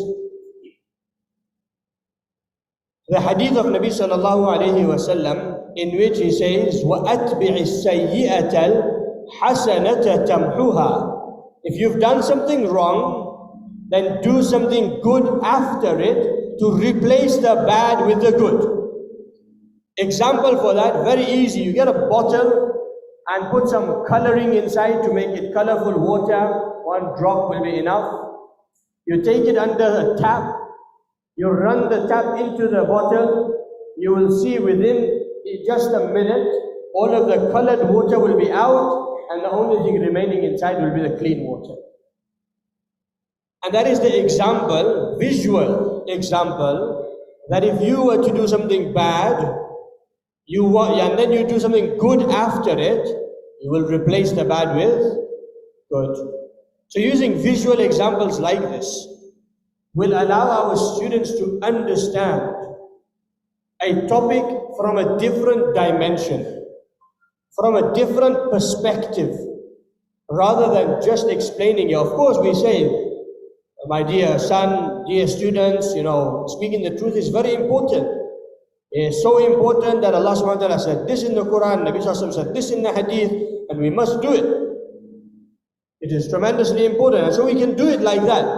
And inshallah, those that will understand, they will understand. As we say, fahima man fahima, they will understand. However, there is still a group of students who will not take it away with them, who will not remember it, who will not take it on board. And so doing it in a different manner may attract the minds of those students also. So using visual elements within our lessons. And the question is, did our beloved Messenger Muhammad sallallahu alaihi wasallam use visual teaching methods? Of course, most definitely. He is the best of teachers after all. In this hadith, it relates to this diagram, approximately this diagram that Nabi sallallahu alayhi wasallam drew on the ground, on the sand, for the Sahaba to explain to them that you have the life of a human is this rectangle surrounding. That is the life of a person. The middle line is the hopes and desires going all the way through and beyond. We have hopes and desires for 5-10 years, but we don't know what will happen in the next 5 minutes. And that is displayed and demonstrated by this line. And the small lines through the middle are the trials and tribulations, the hardships and difficulties that a person will face throughout their life. If one misses them, the next one will catch them. And that is the life of a human being. And this demonstration was being made by Rasulullah sallallahu alaihi wasallam to the Sahaba visually. He could have explained it if he wished to, but no, he made a visual presentation, or he drew out this diagram onto the sand to explain it to the Sahaba. Another example of visual teaching, and it also relates to a technique known as a teachable moment. One time the Prophet ﷺ was walking with the Sahaba, and as they were walking, they came across the dead carcass of an animal. It was a dead animal, and we're not too unfamiliar with that. When there's a dead animal, the stench it leaves, the smell that comes out of it, it's very vivid and very clear. In fact, till today, when I came in 2019, I remember on the crossroads of the village where I am from in Gujarat, there was a dead cow. And I can still remember the smell that came from there into the car, despite the fact the windows were closed and the AC and all of that was turned off beforehand. You can imagine that something like that will leave an imprint in your mind, especially if it's something you have not used to. You know, I'm not used to seeing that, and that's left some visual image in my mind and some memories in my mind. So Nabi sallallahu alaihi wasallam was walking with the Sahaba and they came across this animal which was dead, rotten away. And so if they wanted, they could have closed their nose and walked off. But instead he stopped with the Sahaba and he said to the Sahaba, is any of you prepared to purchase this animal? And the Sahaba said, no, Ya Rasulullah, none of us would be ready to purchase it even for a dirham or a dinar. Not for even a small amount. And that's when Nabi sallallahu alaihi wasallam turned it around and gave them the teachable moment, the lesson. That the world in the eyes of Allah is not even worth what this animal may be to you. Meaning this animal is worth nothing to you. The world in the eyes of Allah is worth less than even that. To teach the Sahaba the importance of working for the Akhirah. And this is known as a teachable moment. Something happens. Or it's also known as in-the-moment planning. As a teacher, you may need in-the-moment planning. I mean, you've prepared a very good lesson plan. Aapko bataya gaya hai ki lesson plan taiyar karna hai. To kar liya. You know, you made a nice, very good lesson plan. Now you're teaching and then something happens in front. Some student says a question. So what do? You have two options. Lesson plan follow karo, ya phir you should talk to the student. What are they doing? What are they talking about? So usme, what you're supposed to do, or what you can do, is you use in-the-moment planning. That at this moment in time, the need is that I address this important matter. So I put my lesson plan away, and I develop on this topic that is being discussed. I talk about what the question was that was presented by the student. And we use that as a moment of teaching for the rest of the students. An example from my own lesson that happened not too long ago, where one of the students, he says to me that, Maulana, I'm going to go for a haircut. So I said, what kind of a haircut are you going to get? And so, you know, and then the discussion started because there were some other students. They would get the qaza haircut, which is shaving one part and leaving the other big, and we do not allow that. And so I had a discussion with him to say, why would you get that haircut? He says, oh, my mom tells me to do it. I said, really? You're 14 years old, your mom tells you to do it? And then it turns out, of course, it's not his mom who tells him to do it. I said, maybe I'll call your mom and let me ask her, see if she really tells you to do it. And he goes, oh, no. And so we had a discussion, and then as part of that discussion, I thought, this is an issue that even other students are facing, and I have noticed that even though they will wear their topi in such a nice way that you can't see it, it looks like they've just been for Umrah, right? So I decided that, I need to have a discussion with them. So it was a moment that came about. It wasn't planned. And we had this whole discussion about why we follow the rules of Islam. Not why we have haircuts of a particular kind.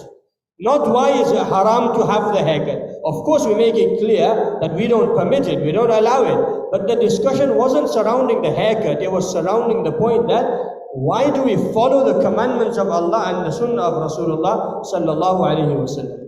We had a good discussion. It did last around 20-25 minutes because the children came up with their questions about this and this and this and all different things. And of course, you have to control different elements of that. And as teachers, we like to go off a tangent. We like to give story here and a story there and this. So after the whole conversation finished, I ended by telling him, and I said to everyone, I said, look, the choice is actually yours. The choice is yours. You make the choice, not me. I'm not telling you that you have a haircut of a particular kind. You have the haircut that you think is right. But just know that you're supposed to follow the commandments of Allah and the Sunnah of Nabi Sallallahu Alaihi Wasallam in everything that you do. So when you go for your haircut, you think about this. When you sit down to make a decision about what you're going to do, or your mom tells you to do it, or your dad tells you to do it, just think about this particular point. And Alhamdulillah, through no kamal of mine, only through the help of Allah, he came back a few days later with a proper haircut. Alhamdulillah. To show that it actually works when you talk to them and explain to them from their perspective. So I was talking, I went on a tangent like we always do. We're talking about teachable moment. This was a moment of teaching. It happened and I needed to address it as a teacher. So I addressed it as a proper session. I moved away from my lesson plan and I taught what was required at that particular moment. If you're taking your students on an excursion or a little trip you're going out for, and you see something that has happened along the way, you can either ignore it or you can utilize it because it's going to be vivid in their minds. For example, as you're going along and the students notice that someone has had an accident.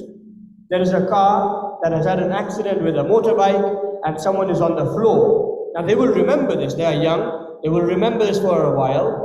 So what do? Do we just leave it, oh, that's so bad, Of course, we feel sorry for it. But do we just leave it at that, or do we make it into a teachable moment? When we get back into the class, we say, oh, do you guys remember what happened whilst we were walking out? What do you think about that? And so they will come up with something that, oh, maybe he was speeding, maybe she was doing this, maybe they will tell you different things. And then you build up. This is what we also call tarbiyah. Teachable moments is also part of tarbiyah. What is tarbiyah? Tarbiyah is you create a self-motivation, an inner need to do the right thing. And that will only come if we have a holistic, whole school approach. Tarbiyah is not the task of just the Islamic studies teachers or the Maulanas or the Abbas. Tarbiyah is the task of every single teacher. As a teacher, my duty, my job, in my lesson is I make this student a good human being first, and at the same time I educate them with what I need to teach them. So for my own lessons, I've given you lots of examples of my Islamic studies lessons which I teach. But at the same time, I also teach computer science. And in the computer science lesson, I also bring in the elements of where you can be a good human being, where you can be a good Muslim, where you can be a good citizen. Recently we had the topic of VAT, value added tax. You have GST here, right? Same thing down there. It's nothing to do with computer science. The only thing is that we're making a program, and in that program, one of the variables is VAT. So now I could just pass along and say, okay, here's VAT 20%, you put this like this, and you make the code like this, and make sure you know how to do it. You will pass your exams. Of course you will pass your exams by knowing that much. But that's when we had a discussion of what is VAT? Why do we pay VAT? Where does the VAT go? On top of that, we then discussed income. We then talked about income tax and how much we pay in income tax. And then we spoke about how much the teachers make. And the students were just left shocked. And then I think they realized that the Maulanas, they're teaching here for peanuts. And so we shouldn't trouble them that much. But the point is, teaching computer science, you bring in different elements. We also bring tarbiyah elements in there. Tarbiyah elements of the sort where we're teaching them of how to be a good Muslim, a good citizen of the world, and someone who is productive to society at large. Through your lesson, whichever lesson it may be. And that is the tarbiyah, that is the teachable moment that we're talking about. There's lots to talk about, but I'm going to get dragged into it, so we need to also carry on. I'm getting more thoughts, but I'm going to hold off. Let's move on to the next methodology, which is practical teaching. Practical refers to teaching by doing. Teaching by doing. All of this is, of course, theory. I'm sure I'm telling you about all of this, but it is possible in practical life also. And not only is it possible, but the examples I've given you are from practical application. Not you could do this, this has been done. And so it makes us feel a bit more, hopefully it makes us feel a bit more confident that if someone else has done it, I can also potentially do it. And so making things practical, you know, there's different lessons here from the Islamic studies lessons. These ones we've got sutra. What is sutra? How do you use it? Why is it needed? All of these points are mentioned either verbally or they could be mentioned to the students through physical activities. For example, sutra is literally a physical item that you need in order to perform your salah if there's going to be people around you. So why would you just want to teach that in theory? Say sutra bhi ek cheez hai, kabhi namaz padhne ko hui bahar to istemal kar lena, aisa waisa hona chahiye. So it's theory. But how about you actually show them this, you know, this is what you could use as a sutra, this is what you can't use as a sutra. Why do we have a sutra? How far? If you go in a big masjid and there's a person praying here and you need to cross down there, how are you going to cross ahead? For the girls, in our madrasa, for example, in our students, they designed what a sutra could look like. Based on the dimensions that have been mentioned, what it could look like. And so, different physical activities that they can do. And you guys are no strangers to this because you do many project-based activities, mashallah, many more than we actually even do. So, project-based activities are all practical activities. You're getting them to do something. Najasa, you could get them to use some tomato ketchup or maybe some colored water, and you say, okay, this is najasa, and how do we clean this now? The method of cleaning. Adab of eating, you give them maybe biscuits, and now you put them in. This is the little kids, group 1. They're sitting in front of each other, they're observing each other, they're calling out the adab, which one is being used, which is not being used. So in practice, they are looking at it. Then we have helping the needy, charitable giving. They raise money together. So at our place, we do a number of initiatives. One of them is we feed the homeless. So there's one Saturday that every Saturday the homeless are being fed by an organization. One of the Saturdays we sponsor ourselves. Not only do we sponsor, but we send our students there. We say, look, you need to go there, and we're going to, with the teachers, we're going to go there and we're going to serve the homeless people some food. So they serve them in that location. Then another initiative is through the charity money that we raise, we will buy presents for the neighbors. Presents like a chocolate box. Just a box of chocolates, a letter that has been written by the students, and it's put together, and you go to the neighbors of the school and give it to the neighbors as a gift to say thank you for being patient for all the traffic that we've given you. Usually they're upset all the time. Usually they're always complaining, so why you guys, you got so much noise, this and this. One time a year we make them feel happy. We give them something, and usually actually that works wonders. Many times people are attracted. Before they don't talk to you, when you go to them, they'll say, okay, you know what, we can actually talk to them. So they will come, they visited us, they've seen what we do, and now they cause no problems, alhamdulillah. So giving like that. Another one we do is the children will gather the money, they will prepare winter packs. You know, in the winter it gets very cold. You guys, you call this winter. You need to come to, maybe go Kashmir and you'll find out. That's the winter we get in England, where it's really cold, and people, you know, 2 weeks ago, people who are homeless, they died because of the cold. That's how cold it was. So what the students do, they get together a winter hamper. The winter hamper will have socks, it will have a jacket, it will have some nail clippers, maybe some comb, a few hygiene equipment, hygiene items. Put them together into a pack, and they will be given to the homeless people, that at the very least they can look after themselves for a short amount of time. Of course, there are organizations which are looking after a number of these things, and we sponsor them through the students in this regard. And then on top of that, there's a lot of other sponsorship that goes on. An entire madrasa is run in another country, Albania. A nursery is run in Malawi. The feedback videos and pictures are shared with the students and the parents to say you can make a difference. So practical teaching. We don't want them to learn about charity and not actually do any charity. So get them to do it themselves. And there's lots and lots of ideas of making lessons practical. I'll give you some more ideas. One idea, for example, is one of the teachers, they brought in a piece of string, which they put one knot inside of. They tied a knot inside of the string, very tight. And every child got one piece. And the teacher gave it to all of them. And so they were confused, thinking, what is the teacher giving us at the beginning of the lesson? And the teacher is not telling us what it is. So they took it. The teacher said, you put it in your pocket and you just keep it there. So they kept it there. And the Quran lesson happened. After the Quran lesson, now it's time for the Islamic studies lesson. The teacher said, now you take this out and I want you to undo the knot. So the children started to undo the knot. Some of them, very quickly, they figured it out and they undid the knot, opened the knot. Some of them, they struggled very hard, but they kept at it and they kept on going and eventually they got it.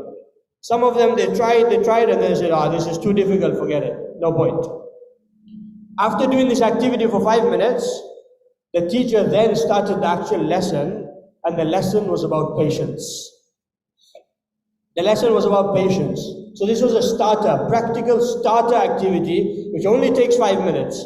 All you have to do is get them to undo the knot. And then they realize, okay, patience, the benefits of patience, X, Y, and Z, lots of different things you can talk about. Another activity another teacher did was they got, I think it was a stone or a boiled egg. A stone or a boiled egg, clean stone of course. Gave it to the boy in the hand and said, I just want you to hold it for some time whilst I'm teaching the lesson. So the boy held it for some time, and after a little while he says, Ustad, what do I do with this? Can you tell me what I'm supposed to do with it? Or it's getting very heavy now. He goes, no, just a few more minutes, just hold on. So he held on for a little while more, and then eventually the teacher then explains to the class that the topic was with regards to envy. Envy is something that a person has in their heart. It doesn't really hurt many people around them, but it just weighs you down. So you hold on to this rock and it's weighing you down, weighing you down. It's not hurting anyone around you. You're saying, why does he have a nice car? Why does he have a nice house? Why does she have this? And why do they have that? So you keep on having envy of other people. Is weighing you down, not hurting anyone else. It's an example of this rock that you're holding in your hand. It's making life difficult for you, but no one else. So this is the point that we want to drive home, practical teaching. Bringing into practice some of the things. Of course, simple lessons like wudu. Instead of doing them in the class, in theory, we do them in the wudu area, practically. If you can't do the entire class at once, break them down into 2-3 sections and do it like that. Tayammum, take them outside. Different lessons you can do practically. All you have to do is think outside of the box. And talking about practical ideas, this teacher's handbook, some of you might have seen it. Now it's in a new format. The new format is that it's one book separate by itself rather than 4 in 1. This has a number of the ideas I've shared and many more. Many more. You just open it up and you'll see in there's creative. So you can see here, for example, the topic of Hud alayhi salam. You have here teaching activities, some basic ideas here. Then you have practical activity 1, creative activity 1, creative activity 2, explore further. All of that just on the topic of Hud alayhi salatu wassalam. And then we go on to Saleh alayhi salam, and you got further activities and ideas. So the activity ideas that we can sometimes struggle with, we can look at the teacher's handbook, or we can talk to other teachers, sharing ideas with each other. Sit down together, group of 3-4 teachers, and come up with some ideas, and you'll see that it will make a big difference. I think the sample of the teacher's handbook is in your handout. So if you go to the middle of the section, in the middle of your handouts, you will see a sample of what the teacher's handbook looks like. Of course, it's in color, but yours is in black and white. Did Nabi sallallahu alaihi wasallam make things practical? Most definitely he did. One time a Sahabi came and he performed 2 rakat salat and then went to make salam to Rasulullah sallallahu alaihi wasallam. Rasulullah sallallahu alaihi wasallam didn't respond to him and he said, "Irji' fasalli fa innaka lam tusalli." Go back, pray again because you haven't actually prayed. And the Sahabi went back, prayed again, came back and did salam again. Nabi sallallahu alaihi wasallam didn't respond. He didn't respond. He said, "Irji' fasalli fa innaka lam tusalli." Go back, pray again because you haven't actually prayed. Third time he came after making the salah and he did salam. Nabi sallallahu alaihi wasallam did not respond to his salam and told him to go back and pray again. So the Sahabi responded and said, فَأَعْلِمْنِي يَا رَسُولَ اللَّهِ, that teach me, O Rasulullah, what is it that I am actually missing out? What is it that I am not doing? And Nabi sallallahu alayhi wasallam then opened it up for him and said to him, when you perform your wudu, then فَأَسْبِغِ الْوُضُو, make your wudu properly. And after you've done your wudu properly, then you go ahead and perform your salah with calmness and with composure. Don't pray it speedily, hastily and fast. Nabi sallallahu alayhi wasallam didn't tell him first, didn't tell him second time. He made him do it again. You do it again, you realize, you figure it out. But he didn't, and eventually he told the Sahabi what he was missing out. So this is practical teaching, making him do it. Not only that, but the second lesson that we take from here is resilience. Building resilience. I spoke to you earlier about instant gratification. Children are too used to being made happy with points and things very quickly. And so there's no resilience in it. If something's difficult, they just give up. It's too difficult. Or they'll only do it because they've been forced to do it. So instead of that, if we build resilience, also resilience within our own children. The example of that is, if a child is struggling, then you either have the option of telling them the answer so we can quickly move on and finish the lesson, or the second option is that we help them reach the answer. The classical example of give a man a fish, they'll eat for a day. Teach a man to fish, and they'll eat for a lifetime. That's what we want to do as students. They're not going to be with us for the whole life. They're going to be here with us maybe 1 year, 2 years, 5 years, the whole schooling time of 12 years. That's it. After that is finished. So if we haven't taught them how to survive, how to figure things out, they're going to have an issue when it gets to the actual time. So building resilience is by teaching them how to overcome these hurdles, teaching them how to move on to the actual solution rather than giving them the solution. Especially also in Quran lessons, for example, a student is reading and they're struggling a little bit, they have a tendency to just give the answer because it speeds the process up a little bit. Instead, we want to slow it down. We want to teach them how to do it, teach them once, twice, 3 times, then you won't have to teach them again. They will figure it out themselves. So resilience. We mentioned this earlier. This is actually related to something, a concept known as spaced learning. Spaced learning refers to the fact that you need to repeat content every now and then. So when you're teaching a new subject a week later, then we recap. So remember that time, it's linked. And I mentioned earlier also about how our brain makes neural links. Inside our brain, the links are happening every time, every second in fact. And so we want to link the various parts. If you learn something in hadith, then we want to link that to what they've learned in aqidah. Or if they've learned something in fiqh, then we want to link to that something in akhlaq. So we make the links for them. And the way we do that is we make the repetition. What we've covered, you ask them a question about it, tell them to discuss it, tell them to explain it after a week or 2 weeks of what they have learned. And so this is also related to what I had mentioned earlier, the curve of forgetting. The curve of forgetting is where 50% of the content is forgotten in the first hour that it has been covered. It's not by purpose, but it's by nature.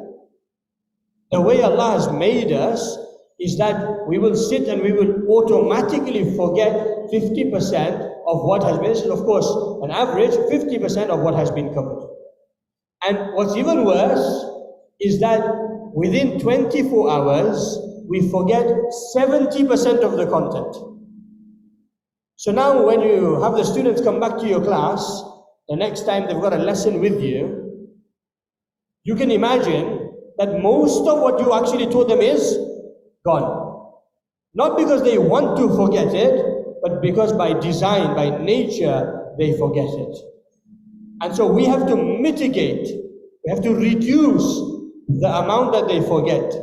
And the way we reduce the amount that they forget is by implementing the various teaching styles and by repeating the content to some degree with recaps and questions when we start off the lesson. As we say in Arabic, إِذَا تَكَرَّرَ تَقَرَّرَ فِي الْقَلْبِ. When something is repeated, then it will sit well in our minds and hearts.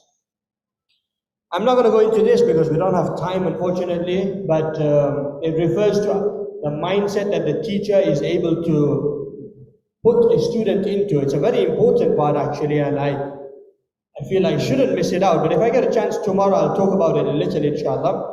It's a fixed mindset and a growth mindset. In fact, I have another book. This book actually has 99 research papers. The book is known as The Science of Learning. If you get access to this digitally or physically, you should also have this as just regular reading. If you're a reader, you can read the whole thing at once. And if you're like me, who doesn't like to read, then you can jump through and read things when you need to. It's 99 research papers that have been summarized into 2 pages each. Very simple and very easy.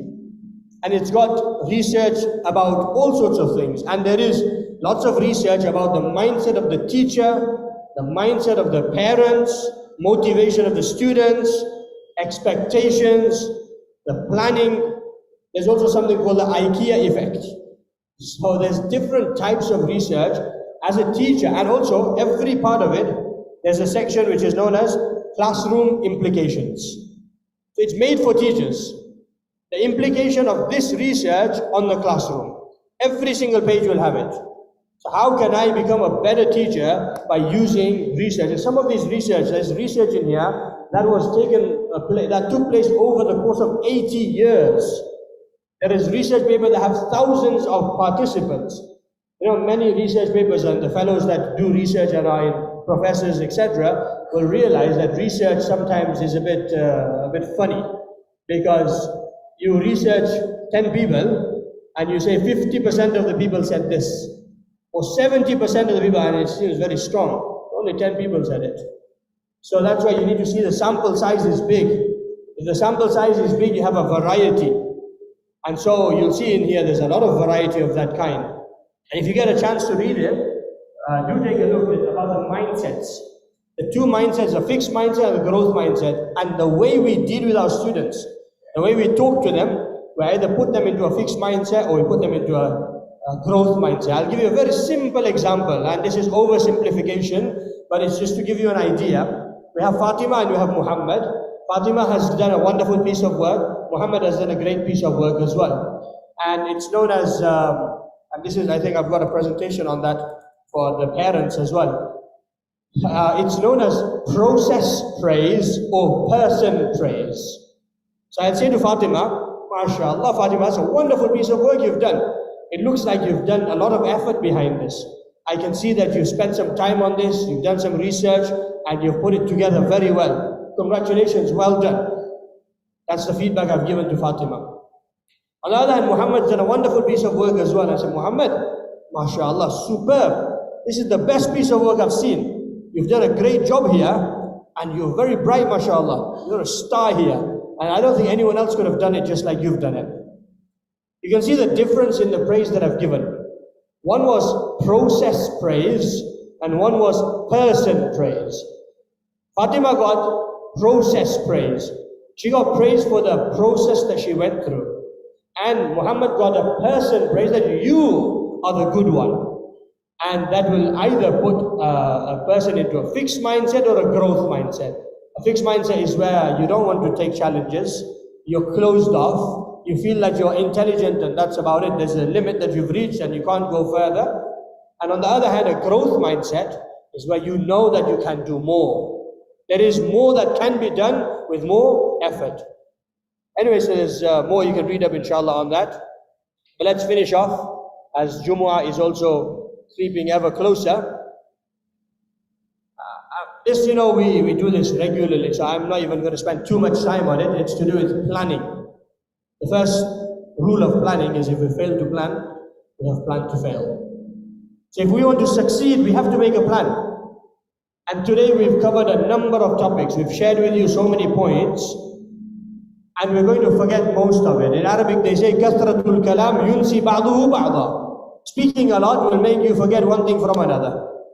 And so we're going to forget most of what I've covered today. But what we've got to do is take 1 or 2 things away. any one or two things that you think are beneficial and make a plan. Make a plan to be able to put that into practice the next time we're in the class. And we'll see that we'll be able to actually make a difference in that class. Learning objectives and goals we should have in every lesson. Objectives and goals allow us to know where we want to go. If we make a plan of where we want to go, we know the destination, then we'll take the route accordingly. And if we don't have a set destination, some people, they're called nomads. A nomad is a person that likes traveling with no fixed destination. They just travel. So if you want to be a nomad and just travel, you'll end up somewhere. Maybe you go around in circles and you'll just end up in the same place. Or you go a longer route and you get to some random place. But a person who's got a destination in mind, they will take the most efficient route to that destination. We don't intentionally take the longer route. If you want to go here, like we went to Madurai the other day, we took the faster train because we had a destination and we had a time. If we didn't have anything, we would have taken a slow train, would have gone sightseeing around, and we would have taken the long route there. Having an objective in our lesson is important because it guides us as to what we need to do. If we just start, कि चलो भाई आज पढ़ाना है, today is a topic of shortness of life. Let's get started.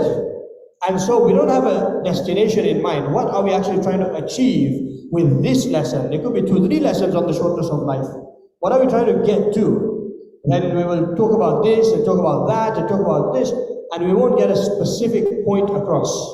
We'll teach, of course, and the students will learn, of course, but there won't be a specific destination that we will reach, and it won't be the most efficient thing to do. So having learning objectives is important.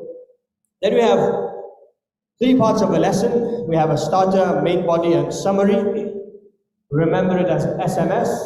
Starter is the beginning of a lesson where we invite the children to talk, discuss, answer questions, recap. The main body is where you actually do the teaching or learning happens. And summary is where you summarize the lesson, either through activities or you do it through discussions. Then you have assessments. Assessments are super important and we do assessments all the time. But what is the purpose of an assessment? Is it to pass and fail students? Is it to say that, oh, you guys didn't revise? I gave you a whole week notice and you didn't revise. All of you got question 5 wrong. Is that the purpose of assessment? Or is the purpose of assessment to check the students' progress? Well, of course, that is one of the reasons why we make assessments and have assessments. But we don't only have assessments to check the students' progress, we also have assessments to check our own progress of how I have been good as a teacher, how I have been able to drive a point home to the students. If we realize that in my teaching of computer science, when I gave them a question about writing a piece of code and most of them got it wrong, I know that somewhere in my teaching something went wrong because I've taught them this, but most of them haven't understood it. And so I need to go back and I need to revisit some of it to explain. So having assessments helps us understand how well we've done, and also helps the students understand, or us understand, how the students have done. We've spoken about in the moment planning already.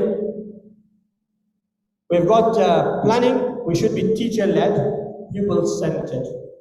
There's a saying that we like to say here: move away from being the sage on the stage. It's a bit ironic that I'm on the stage right now. Move away from being the sage on the stage to being the guide on the side. Sage is big buzruk, sheikh. So move away from being a sage, a sheikh, a buzruk at the front, on the stage, to being a guide as a teacher. I'm supposed to walk around within my students, ask them how this. I've done my teaching. But now I don't just sit here and say, right guys, you get on with your work, and I'm going to test you in a little while, I'm going to check your work. Instead, I walk around, I assist, I talk, I check their understanding, I guide them on what they might not have understood. So you move around the class and you provide them with that assistance. So you are the guide on the side and you're asking the students to contribute rather than the teacher doing all of the teaching. Asking students, what do you think? There's a TED talk by one of the professors, and in the TED talk, the professor is a professor of robotics, and he says that one time a student, one of my students, she was trying to make a little robot, and it wasn't working. So she came up to me and she said, Professor, this robot, there's something wrong with it. I don't know, it's not working. So the professor said, what do you think? So she said, maybe it's a software problem, or maybe it's a hardware problem. So she went, he said, okay, so try it out. So she went back and she tried some hardware things and it didn't make a difference. So she came back to the professor and said, it's still not working. So the professor said, what do you think? So she said, well, I think maybe it might be a software problem. So she went back and she tried to figure out the software problem and it still didn't solve the issue. Then she came back again and said, look, it's not solved the issue. The professor said, what do you think? So she said, maybe it's something to do with the batteries. So she went back and tried the batteries. Eventually, after a bit of toing and froing, she eventually got the robot working. And then she came to the professor and said, Professor, thank you very much. You really helped me. Professor said, I didn't help you. All I said was, what do you think? And what do you think got you to where you are? Meaning you get them to understand the problem and come up with the solutions and involve them in the lesson in this manner. So involving the students is important as part of our planning. Planning shouldn't be just teaching. There should be a lot of learning going on as well. And then we've spoken about this at length, allowing children to make mistakes. Children are children, they will make mistakes. And if we shut them down when they make a mistake, they will make sure that they hide the mistake from you the next time. I mentioned in the parenting conference, if a child comes home and the mother asks, did you pray your salah at school? And the boy says or the girl says that no, I didn't get a chance. Should you be happy or should you be angry? And the answer would be that you should be happy. Not because they didn't pray the salah, but because they were honest and they told you about it. If they made a mistake, they're honest and they tell you about it, you have the opportunity to correct the mistake. But if you don't give the opportunity to make mistakes, then they will live their life hiding their mistakes from you all the time. There's an activity, but of course we don't have time now for activities. So this activity, you can figure it out yourself later on. But it's a simple activity. This activity is where you can choose any one of these topics. And from those topics, you need to create one topic from there, of course not all of them, one of them. Let's say you choose spreading rumors. So you make a starter for it, you make a main body for it, you're going to teach, you're going to make a summary for it, and you're going to think of formative and summative assessments. Formative assessments are carried out throughout the process of teaching. Summative assessments are the end of the topic, at the end of the unit, middle of the year, end of the year. Summative assessments. Talking about the main body of teaching should not be a lengthy speech and then an activity and then a lengthy speech and then finished. It should be broken down into small chunks and pieces. When we're trying to teach, we want to teach in a way that they can digest. A simple example is, if I've got to fill a big bucket or a big drum tank outside, and I've got to fill it from the tap inside, but I've got no way of getting the water from one place to another, except I've got a jug. So what do?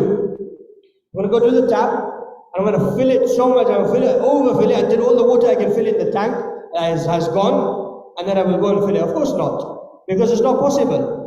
For me to be able to fill that tank, I will need to take one jug at a time and slowly take it to the tank and fill the tank. Similarly, students, the capacity is not what we may think. The capacity is definitely not that of adults. And so a child only has a capacity of a jug, for example. And if we give them a long bayan about X, Y, and Z topics, then most of it is gone over their heads. And so it's all spilled, just like that water. If you keep on giving more, the jug can only hold this much. The rest of it is just going. And so we've got to make sure that we are conscious of the fact that when we're teaching, we break it down into small pieces for them. Have an explanation, then an activity, an explanation, an activity. And doing this will make it easy for the students to understand and for the students to be able to remember. So this activity, of course, like I said, we can't do it again. But I don't know if you guys did the activity earlier. But anyway, I didn't get any papers here. So maybe everyone was busy drinking their tea. If you do make something, send it to us on our WhatsApp, which is on the website. I don't have it over here. But anyway, do share that with us. Having your ideas makes it more enjoyable, where we can have 100 people here, more than actually 200 plus people here.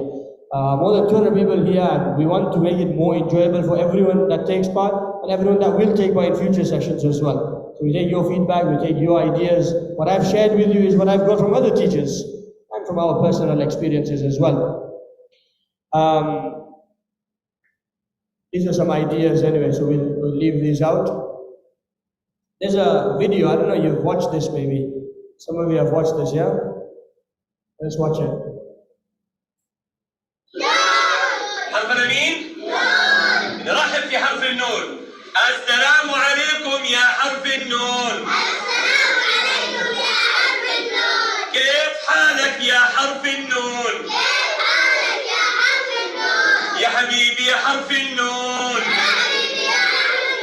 حرف النون. نور ونجوم. نور ونجوم. حرف النون. حرف النون. نوم وسكون. حرف النون.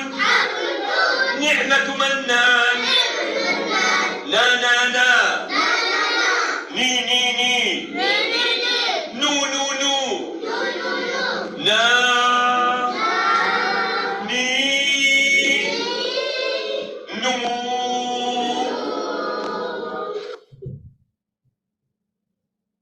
As you can see, mashallah, elderly Shaykh is teaching the letter Noon.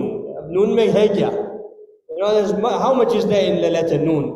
If someone tells you make the letter Noon exciting, how are we going to make it exciting? But you can see how it is possible. This is just one letter, of course, it's one lesson like this, and one short part of it. But you can see in that short amount of time, all the children are engaged. Not only that, but the Shaykh is teaching them the letter, is teaching them the haraka, he's teaching them the harful mad, all of that in one go without telling them what he's teaching them. And then eventually, when he gets to the time, he will teach them the separate parts as well. And so you teach a holistic picture, and then you take the breakdown from there. So this shows, there is no limit to creativity. This is elderly Shaykh, mashallah, he's got a white beard, like mine. So he's teaching. And he's teaching in this manner. The only limit to creativity is the limit we place on ourselves. If I tell myself that it's not possible, then it's not going to be possible. Like we said earlier, the word impossible itself says, I am possible. And to summarize, we've covered 3 things today. That's it. There's a long time for 3 things, right? 3 things in 3 hours.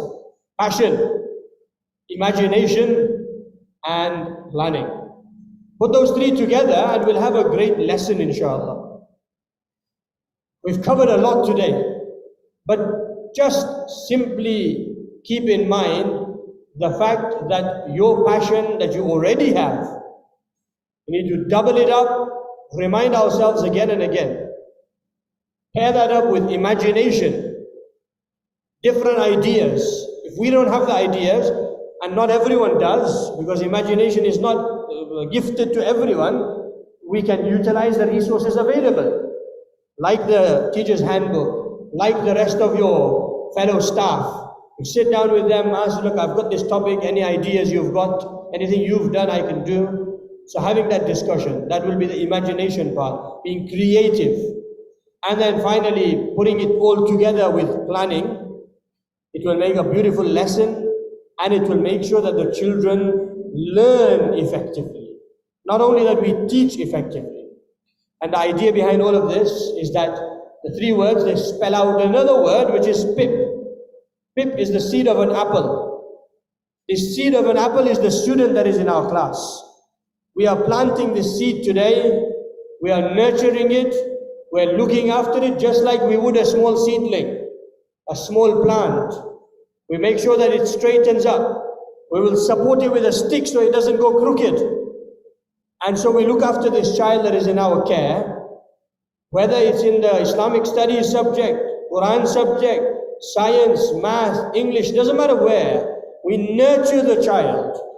We nurture them to such a degree that they grow up to be a good Muslim, a good human, a good citizen.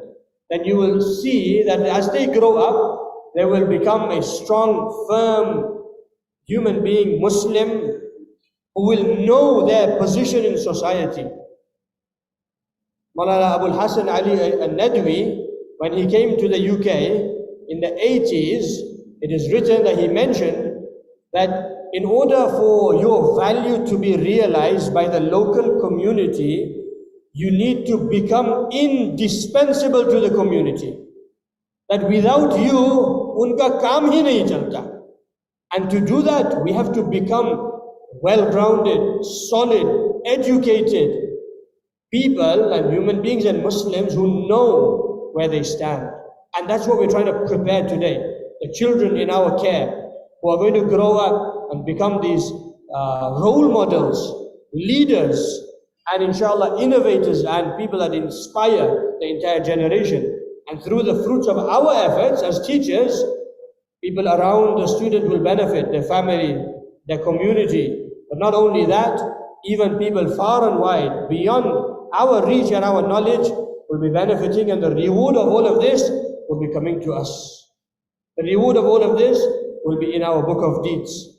And on the day of Qiyamah, it will be something that will be presented to us, and we will ask Allah that where is this from?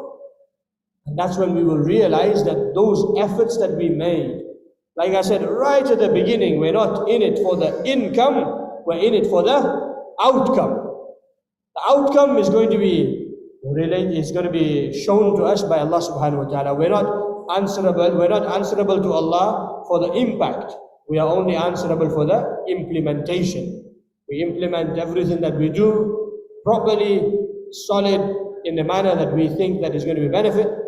Then inshallah Allah will take care of the rest of it for us.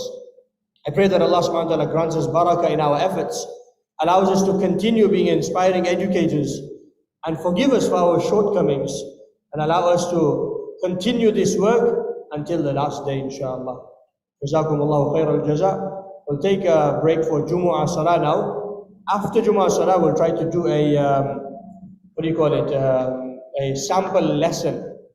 After that sample lesson, we'll have Q&A.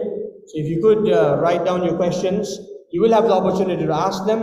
And if you write them down, you give them beforehand, we can move on swiftly. And we'll try to end everything by about 3:30, inshallah. Jazakumullahu khairan jaza. Assalamu alaikum wa rahmatullahi wa barakatuh.